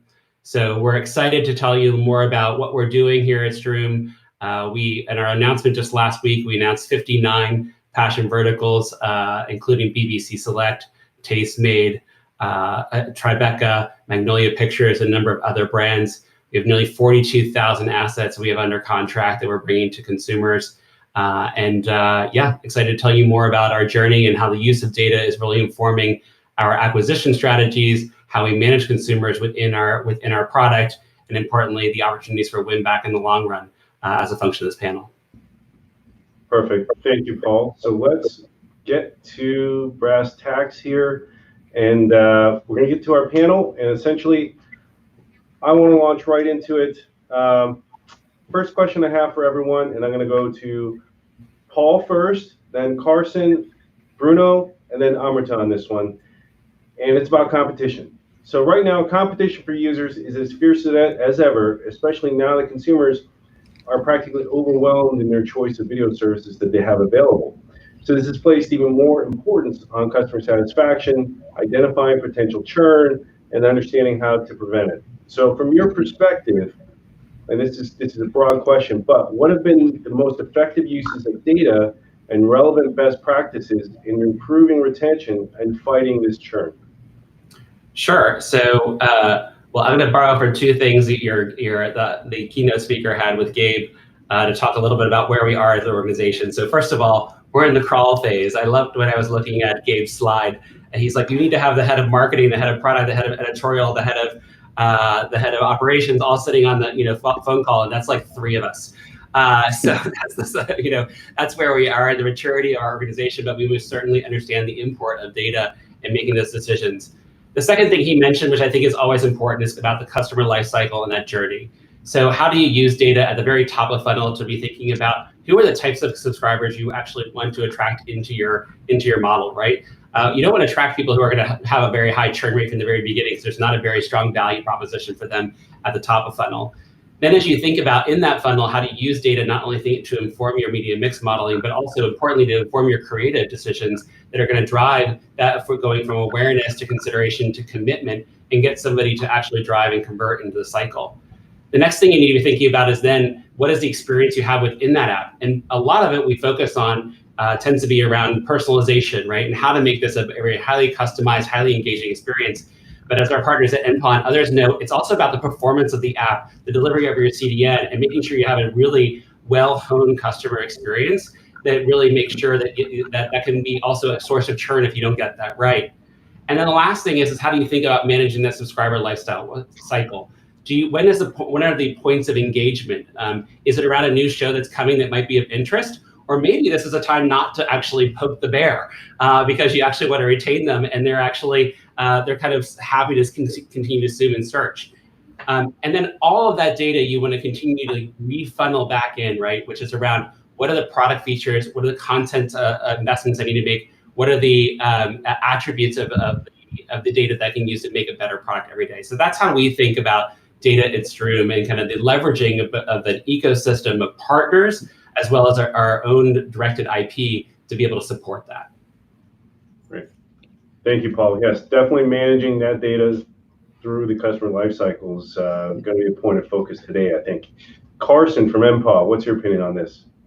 Yeah, well, I mean, I love what Paul said, and he was spot on in regards to understanding the life cycle of your subscribers or your customers, and when do you engage, how do you engage, do you poke the bear, and why would we poke the bear? But I think if we take a little bit of a step back and we think about, everyone talks about content being king, but I truly believe that your queen is quality of experience, because regardless of how wonderful your shows are and how engaging your exclusivity of the content is, if your end users have a bad experience, they're gonna leave. I mean, and the bad experience can be as far as, buffering, CDN issues. They can't find the piece of content that they want on the homepage. So are you doing your displays the right way? And are people spending too much time trying to find the content that they want to watch versus the amount of time that they're actually watching the content? So I think at a very high level, you just need to take a step back and really make sure that the quality of experience is spot on, because competition is huge and people are very fickle when it comes to these OTT services and where they want to jump off and jump back on. Right, I think that's a good point. QoE is such a multi-variable, intangible, if that's not too tangled an expression, to get around, but I think every little tweak counts when it's in such a competitive environment, right? Figuring out all the different ways by that person, how they leave, whether it's, like you said, some friction with getting to the content, is it the UX, is it something else? That definitely these are things to solve in this environment. Next, I'd like to ask Bruno from Jump. What's your opinion on this one? Okay, I truly I'm aligned with both the royalties, so the king and the queen. They're both important for sure. With our experience, what we have learned a lot is that the use of data always makes sense and always helps and supports to improve the competition capability when it's focused on the business impact first, and then when we can build a data-driven strategy that are putting everything on board. So marketing, content, and all the actions that we make and create to improve the business results based on the data. So usually we think of what's the most important KPI, what's the most important data, but in the end, what's really important is to couple the, let's say, the data-driven strategy with each of the departments involved in impacting the business. So in the end, we look at a huge mess in terms of data. Usually, for most of the customers, we have like the platform. So we have the data siloed, and each department with each own analytics, and everyone wanting to take each own decision. So the best use of the data in the end, and the huge transformation that we can have, is to implement a data-driven strategy. So putting all the data together, harmonizing that, using machine learning to understand the churn main influencers on the platform, or even what's the main influences for the users to stay in the platform, what's the biggest drivers for retention in the end, and then to use that to fuel, to support marketing actions. So how we can act on the data that we have. So we understand that the best use of the data is to use that to act and to create actions that are really impacting the business results in the end. Yes, that's a good point. You know, there's insights you can draw from the data, but then there's also that line where you have to generate actionable insight. What does that entail? Yeah. What's the tangible use of that data? How does that inform strategy, right? So not just content, but outbound marketing and so on. And I think we'll touch on that in a bit, in a couple questions from now. So I'd like to tap Amrita from Synamedia for her for her opinion on this question. Thanks for that, Paul. And in fact, you've teed me up quite nicely. It is all about the insights and what you can learn. But I think Bruno touched on a really relevant point that data can't be siloed, in that you can't only use data for content acquisition, but not use it for other parts of your business. I think every platform needs to be data-driven across all of its different departments in order for it to really start paying dividends. And while I would say Carson and Paul did speak a lot about the queen of the living room, I think I'd like to focus a little more on the king. And the attention economy is here to stay. I think there's just been a huge explosion of content availability. And in a lot of cases, that's meant that it's content that's driving subscriptions now, and not the platform or any of the quad play bundling. And that probably explains why you've had these millions of subscribers signing up to Disney Plus in its very first month. And what's been key here is not how much content a provider has, but what content they have that's driving those subscription numbers. I think the era of winning the S word was just by how big your catalog is, has now been replaced by the era of who's got the rights to Mandalorian or Game of Thrones in their catalog. And data can really be a game changer in predicting what is the next big content that's going to help acquire new customers. Yeah, that's a good point, Amrita. I think you know, the issue of content isn't how much of it you have. I think it's more how essentially how lucrative is it going to be? Like, how effective is it in getting customers in and keeping them, you know, and keeping that content aligned with those purposes over time. So optimizing the library is definitely, you know, the subject of the day, especially when it comes to trying to figure out where to spend your dollars for acquiring content. Like, where is it going to be the most useful? So that's definitely something I think that services need to be worrying about, especially this year. I'd like to move to our next question, if y'all don't mind, about competition. So in a competitive environment, understanding how best to use marketing and promotions and for which audiences is crucial. So how does the intelligent use of data optimize and automate these strategies for different purposes and audiences, especially when you're competing against so many competitors today? I think I'm going to throw this one to Gideon from Kaltura and Paul from Strum. Gideon, what's your opinion on this one? I have many. I have plenty. But I'll try and keep it short. I think that The main point is that most of the customers that I talk to, and in many cases, not realize that actually it's not just about data, and it's definitely not about the raw data. It starts from actually a holistic view of what is your business strategy, what is your business model as a streaming provider, what KPIs are you trying to solve for, then how do you get the data to know whether you solve for those KPIs, and then how can your platform actually help you act on this data? And you have to look through all these elements holistically in order to actually have a meaningful approach for marketing and promotion. So I'll give you an example, okay? If you're a streaming service, and we talk about being one of those 300 services that are trying to win customers and promote, and it's highly competitive. And let's say you have an AVOD and an SVOD offering, right? So you have a combined offering. What do you want to do? You probably want to create a funnel that converts anonymous users to registered users to subscribed users. And if that's your business goal and that's your business strategy, what sort of data do you need? Well, you need to be able to track anonymous users that are not registered. You need to identify them if you actually want to pull them into the platform. And so being able to understand what they do and identify them despite the fact they're not users is important. And I think this is where the last piece comes, which is we sometimes build these great data lakes and data pools and data oceans, but when we build our store, we forget one important thing, which is we forget to map the store. You know, when you walk into a retail store, there's usually someone there that actually looks at you walking in. They know when to approach you. They know to do it on a one-to-one basis. It's not about segments. It's all about one-to-one.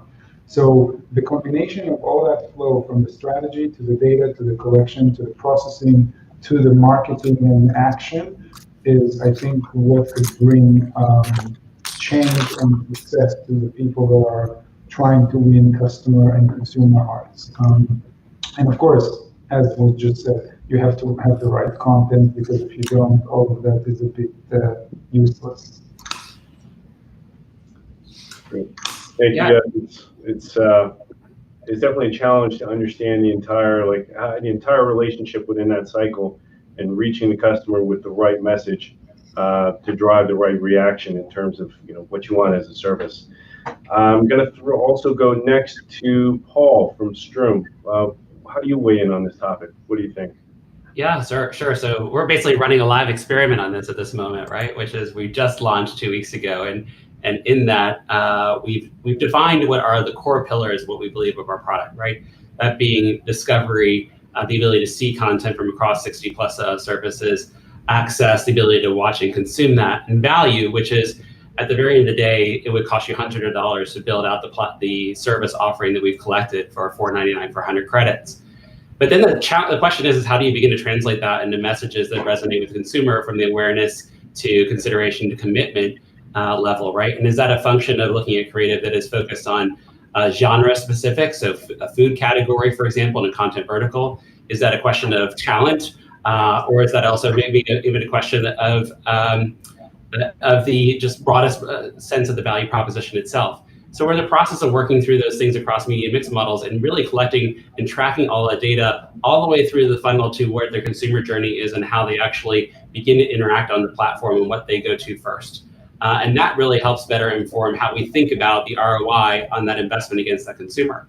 So it's, I couldn't agree more with what Gideon explained. It really is a matter of understanding, like, who are your targets, how to refine those messages, and then importantly, look at the ROI of that. But I also think sometimes on the marketing side, we forget about the second half, which is also, we talk about this, attention engagement, era. And I think what we've also continued to see, whether this is experiencing Stroom or my prior experience at ABC and Discovery, is that marketing can also be a really great tool once you know a consumer is actually engaged with a piece of content. I will never forget when we actually saw that I'm watching a show, if we could see where engagement would tail off, you could look at some sentiment that was being expressed around that and think about how to retarget that consumer to come back in and confusion always being one of the biggest and most challenging messages that we had to actually address. So if confusion is expressed, there's a huge drop off in the engagement with that show. How do I actually create clarity and get a consumer re-engaged?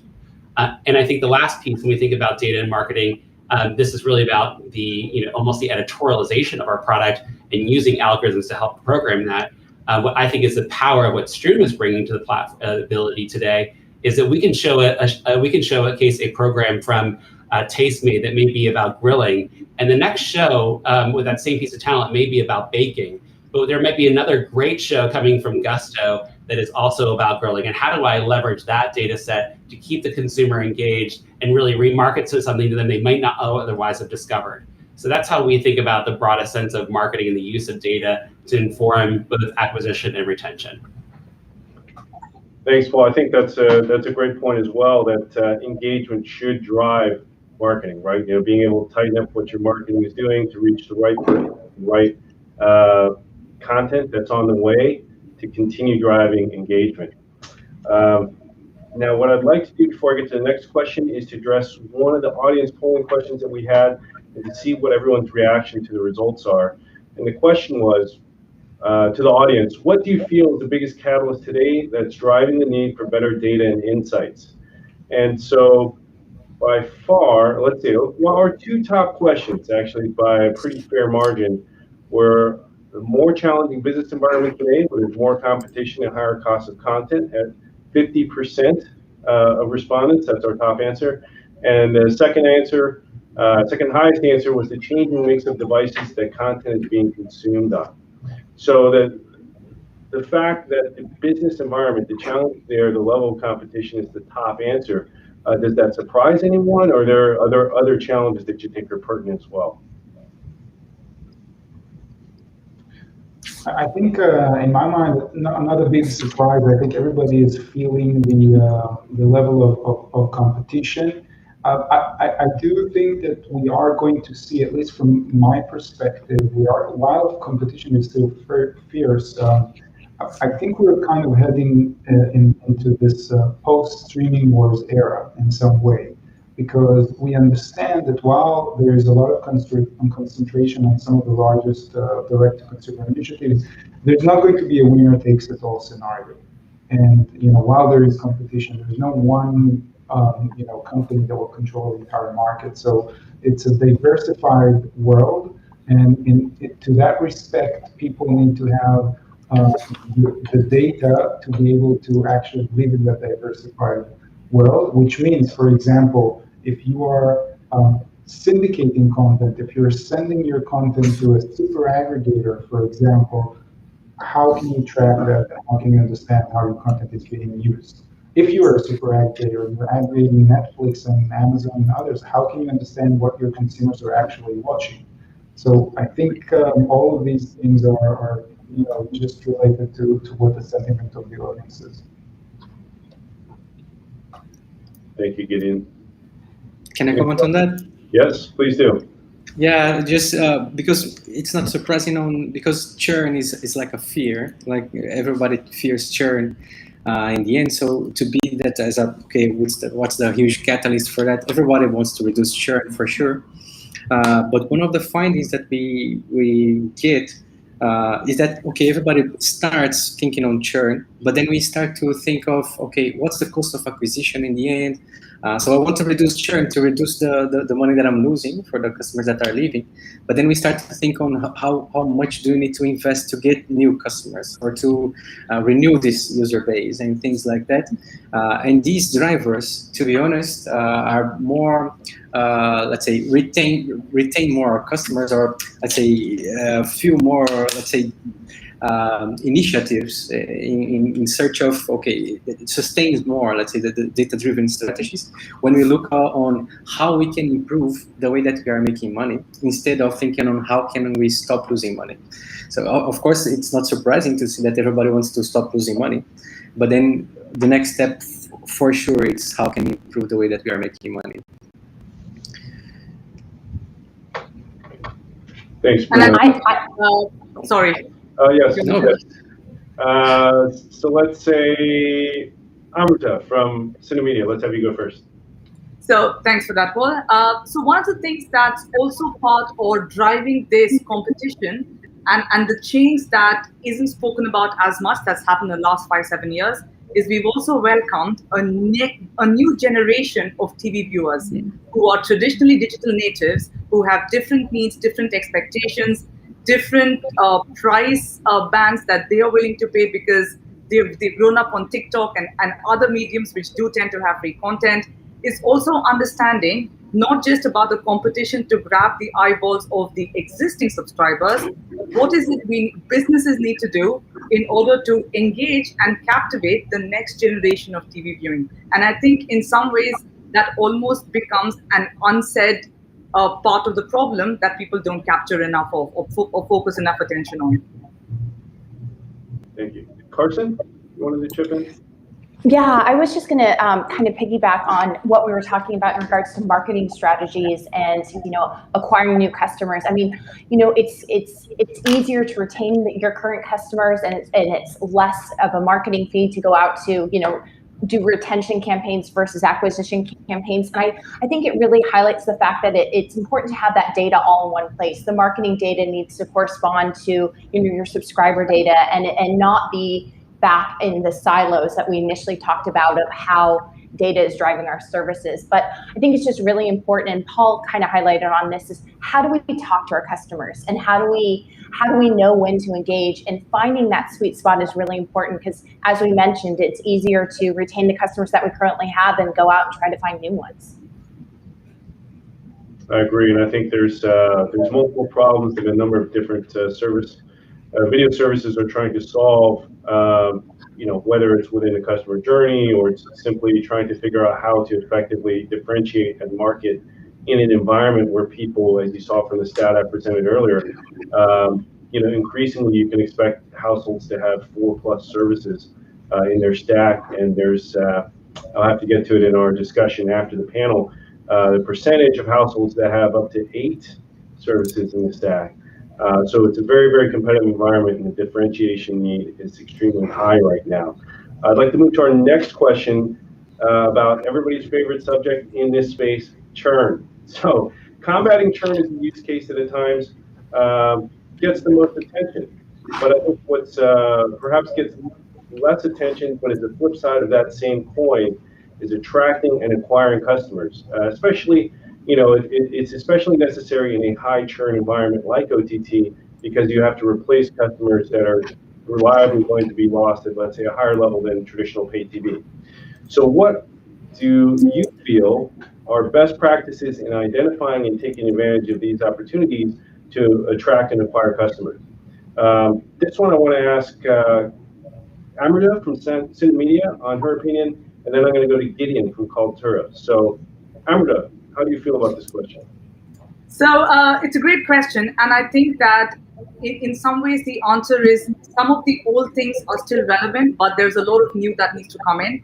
To go into details on that, with that next generation where we are looking to attract and acquire customers, customer acquisition channels, they've completely moved online and they're almost entirely social.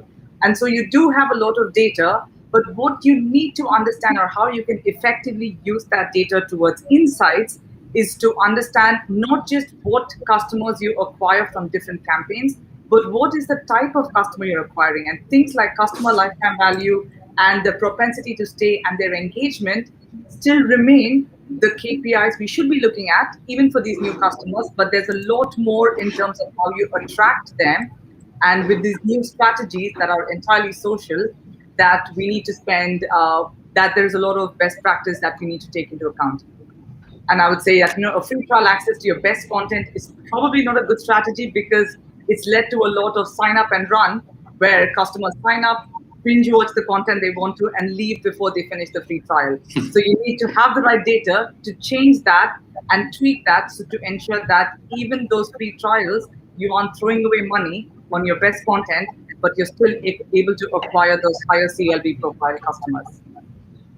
Yeah.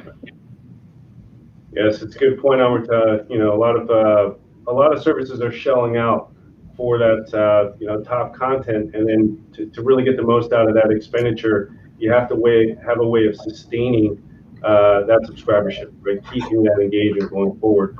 Otherwise, everything that you shelled out to get that top tier content, I wouldn't say it's lost, but I don't think the maximum value is being extracted from that content expenditure. Gideon from Cultura, what's your weigh-in on this topic? I think it is a very interesting question, and I guess the first thing is depends who you are. At Cultura, we serve the platform that we have serves both telcos that are basically moving their TV to the cloud and want to stay relevant, and then media companies that want to go direct to consumer.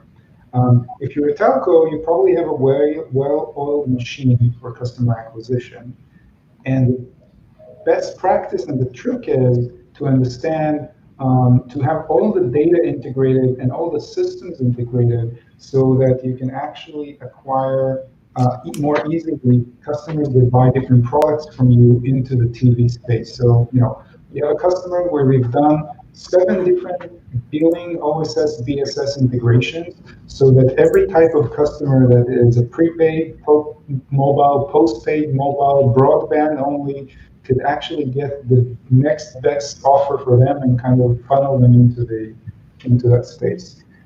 In direct to consumer, the challenge is much bigger, and some of the customers that we have, the best practice and the best advice is make sure that your strategy is not just based on your ability to acquire customers.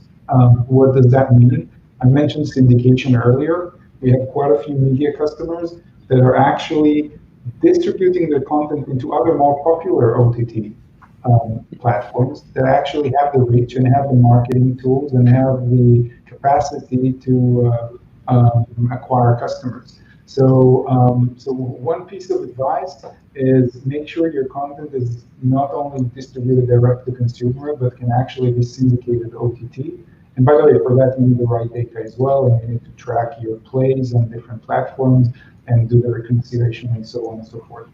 But the last thing I would say is on direct-to-consumer customer acquisition is, again, we touched this point, is one-to-one marketing.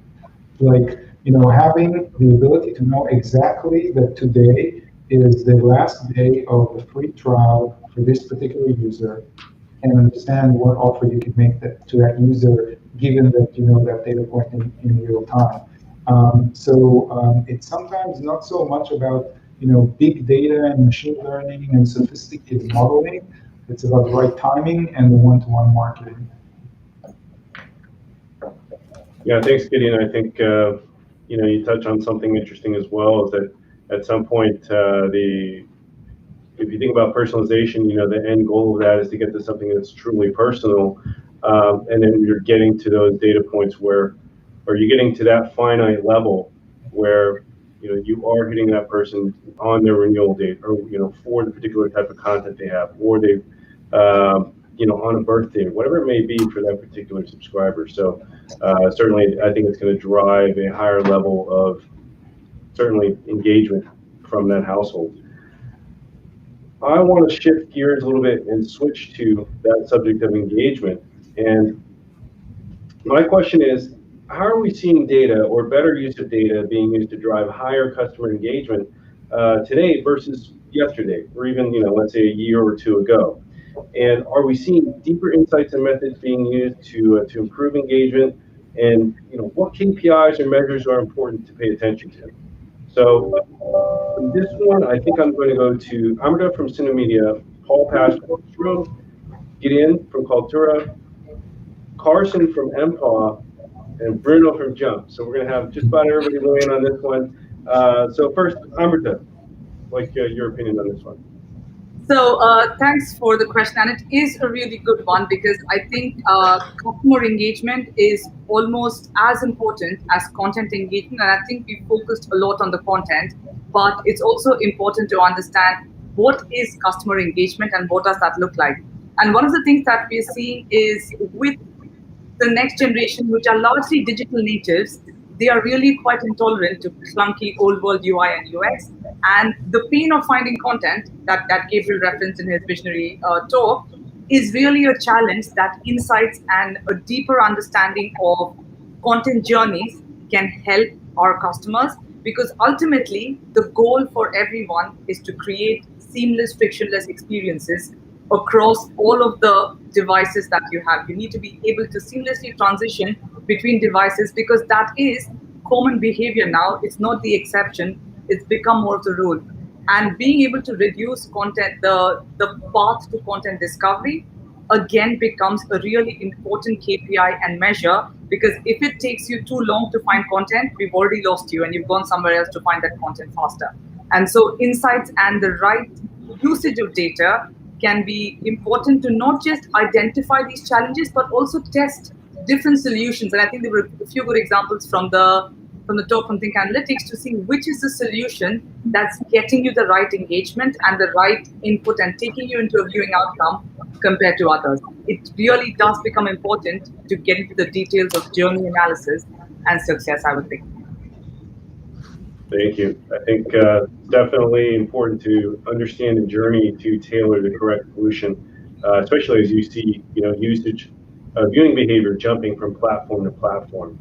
So following that is certainly going to be important in this new age of multi-platform streaming. Gideon I'm sorry, I got my order wrong. Paul, apologies on that. Paul, what's your perspective on this? All good.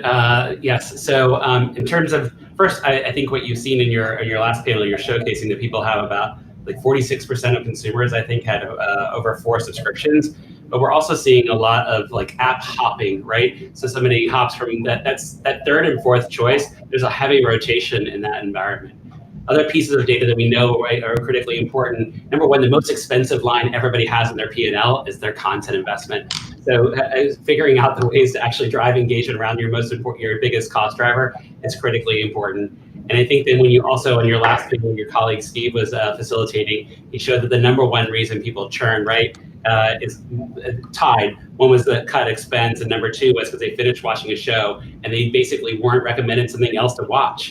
Right, so these all become very critically important pieces of the puzzle of how we think about retention, think about cohort development. Amrita was right in the fact that we have to also, that young digital cohort, that's a cohort in and of itself, right? That we also should be paying attention to. So I think they're all things. In terms of the maturation, though, that you're seeing and you asked about, I think that everybody's getting better on their data refinement models and everybody's bringing new tools to bear against some of the solutions. I think at the broadest level, even speaking outside of Stream, you need to make sure you have a platform that can allow you to plug in those capabilities and be able to look at the uses of data and extract the insights that are actionable. I also think that what we're really seeing the maturation and almost what you saw from some of Apple's announcements yesterday is features. Right? People are looking at beyond the recommendations. How are I actually super serving different cohorts with new feature development that will make a much more engaging and sticky product? And when we see some of the social sharing and the Facebook sharing that they were allowing for, FaceTime sharing they're allowing for, right? It's because they know if they can get that cohort engaged, it becomes much more difficult for you to actually unsubscribe. So these are all things that people are playing with, I think, to be able to really enhance the experience of the consumer, leverage data to further, really reduce churn and hopefully drive monetization opportunities for their platforms. Yes, it's a strong point. I think leveraging, the power of social to bring in the stickiness of being in a cohort is something that I think is going to be increasingly leveraged over time. Gideon from Cultura, what's your perspective on engagement? So I think, Paul, if you go back to your question, which is, are we talking about improving the personalization and recommendation that we know so far in the TV space, or are we talking about something completely new? I think that over time, we will move to something completely new.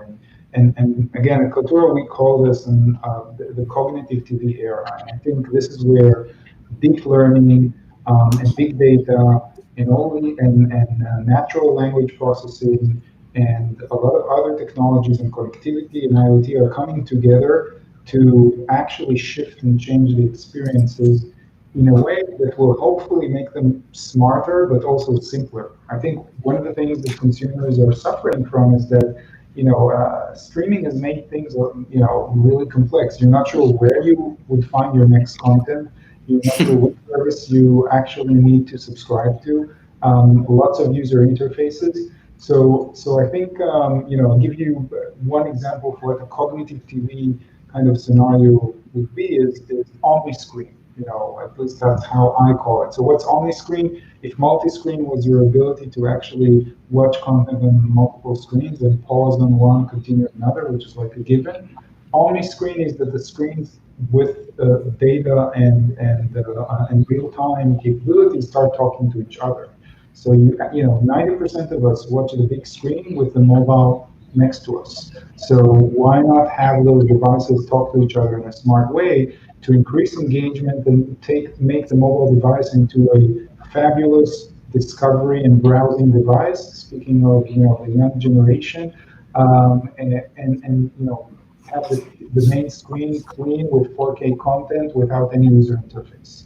These are the kind of the concepts that we are experimenting with, and I think this era of cognitive TV will actually turn or help create engagement in a different way that the traditional black box content recommended for you type of layout would have done, right? So that's how we're seeing it at least. Thanks, Gideon. I think certainly we've all seen a lot of efforts at the omni-device concept in the past, and they've been pretty nifty from a technical perspective. But I think we could probably all agree, especially from the reactions we've seen from the consumer populace, with a lot of those past efforts, that they've been less than optimal.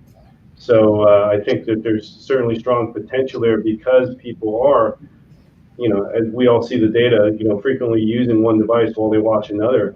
There really is the potential for a synergistic experience there, and I think it's a good goal to have for all of us. While we still have some time, I would like to hit Carson from MPAW, and then we'll move to Bruno on this.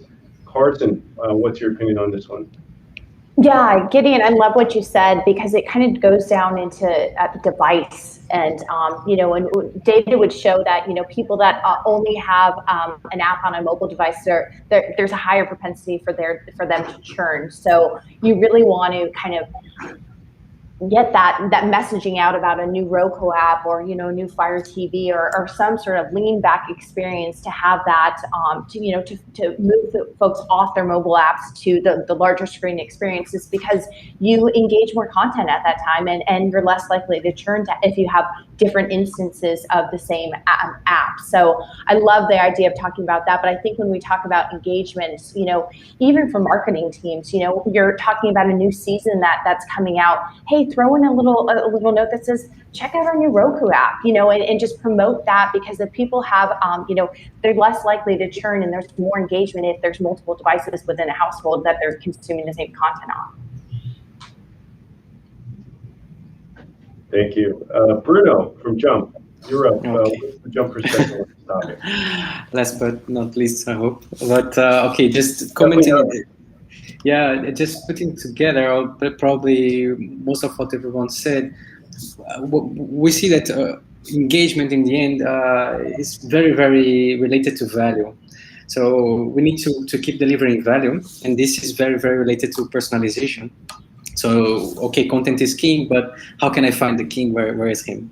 So to deliver personalization and really to deliver the right content to the right user, so to have this experience is very important, and it's something that we are mastering at this point. So when we are talking about yesterday and today, so we used to try to understand how my content is performing, which of my content has a better performance on different regions, and pretty basic things.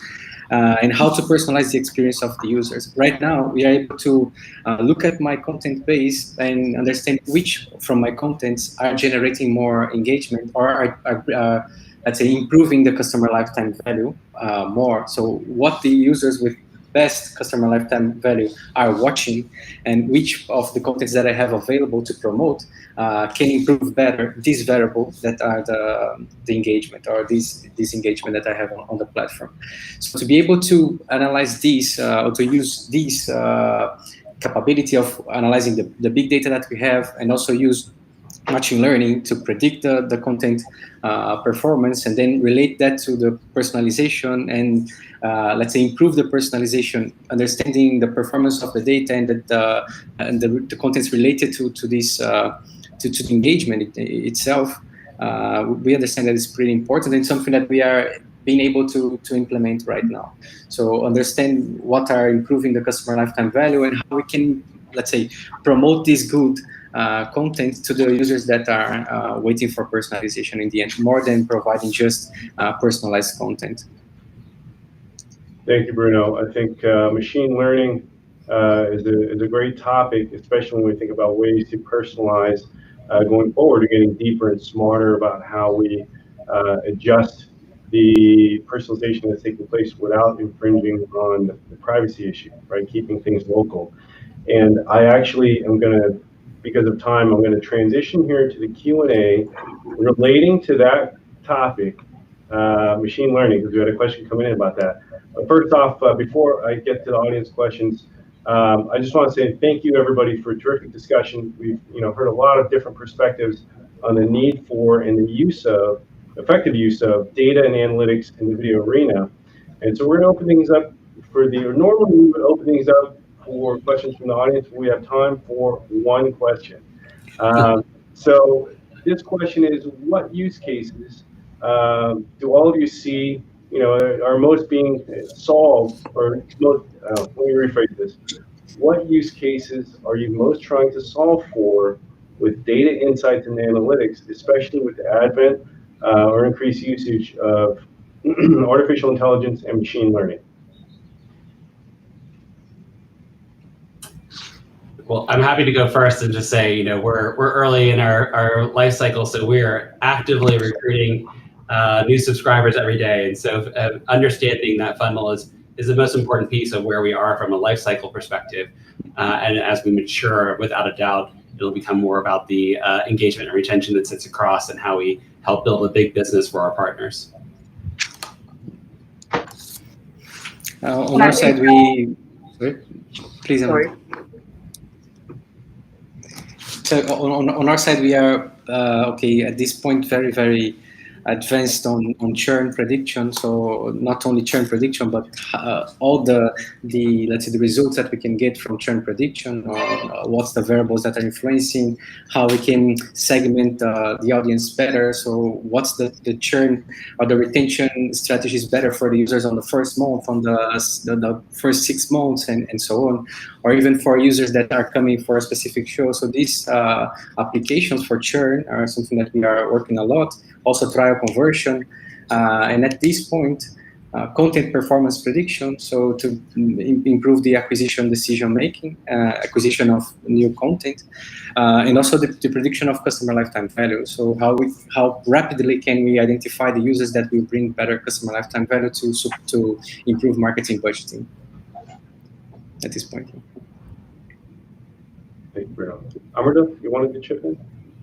And actually, Bruno teed me up nicely again.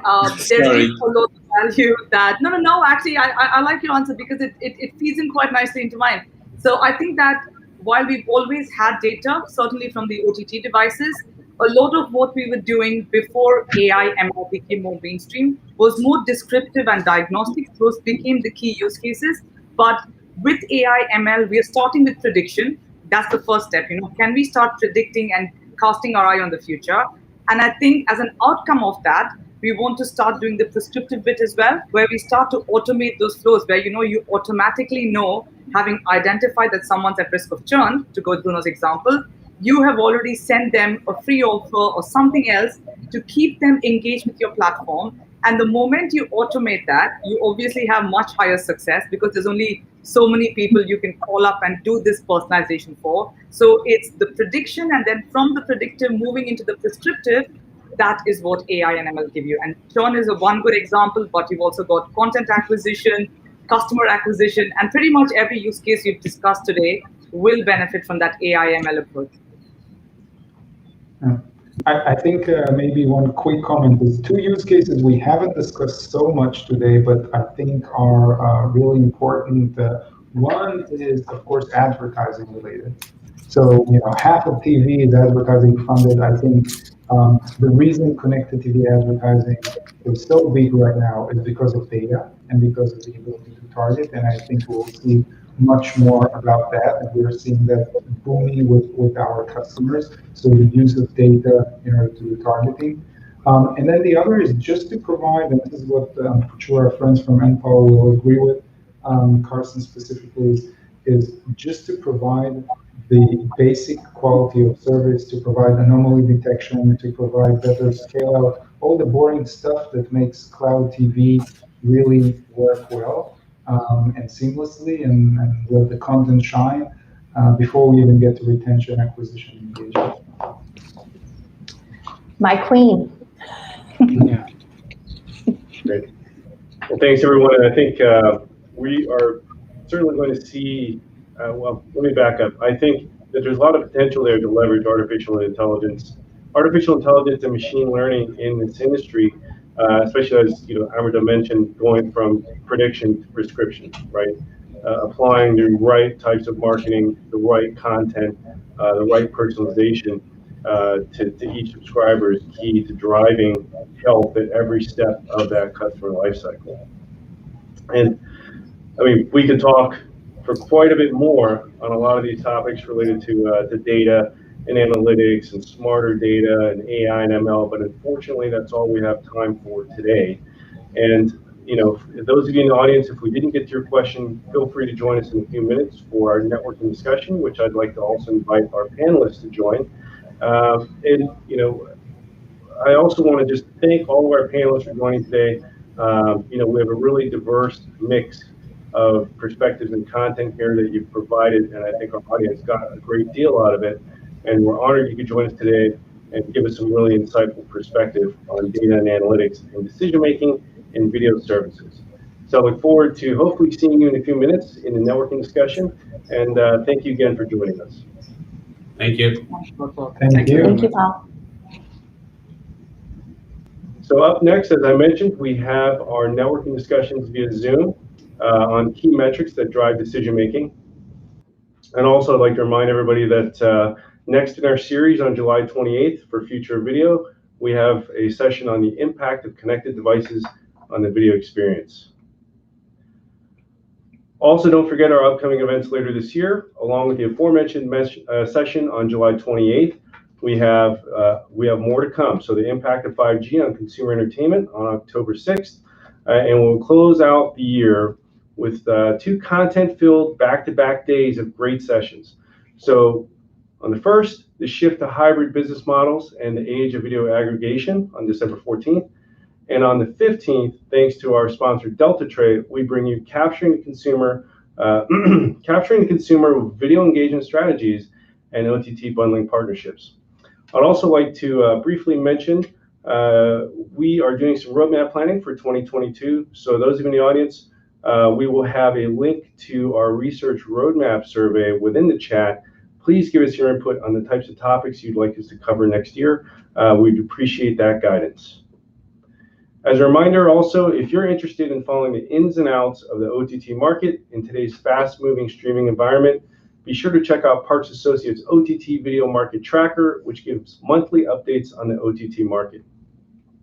Please also remember to feel free to reach out to Jason Paris or anyone else on our great sales team at Parks Associates if you're interested in this research or any research in any of the other areas that we cover across OTT, pay TV, digital media, and the smart home. Thank you again, everyone. We hope to see you again in our Zoom Rooms networking discussion in a few minutes and at our next event on July 28th. Take care.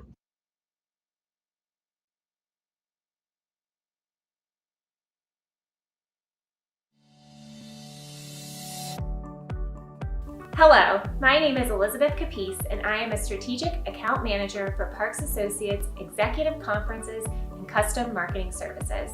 First, I want to thank our sponsors for supporting our event today. Your combined and individual support helps make our events possible. As you may know, Parks Associates is a woman-owned and trusted market research firm with an excellent reputation for our research and executive conferences. While 2020 is a year that we will certainly never forget, it remains our goal in 2021 to serve and support our sponsors through our year-long virtual conferences and custom marketing services. Our conferences offer a unique combination of industry expertise and extensive consumer research and analysis, ensuring sponsors visibility to the right audience of our senior executives throughout the year. Connections, the premier connected home conference, is celebrating its 25th year and hosting more than 1,300 senior executives from the smart home, security, connected health, energy, and home automation industries during sessions throughout the year. Our 12th annual Smart Energy Summit addresses the evolution of the customer utility market, the impact of COVID-19, and new opportunities to drive engagement in utility-sponsored programs and energy-efficient solutions. Parks Associates' 8th annual Connected Health Summit addresses opportunities for connected health solutions to empower consumers, caregivers, and providers to meet the growing demand, independent living, chronic care management, remote access, and wellness and fitness solutions. Our 4th annual Future of Video, OTT, Pay TV, and Digital Media brings together senior leaders to share insights on consumer adoption, churn, and spending on services, including the role of the connected CE in the growth of video viewing. If you are looking for new ways to engage with our audiences, increase your brand awareness, and network with our industry leaders, I would love to share with you on how to partner with Parks Associates to help provide your brand more visibility.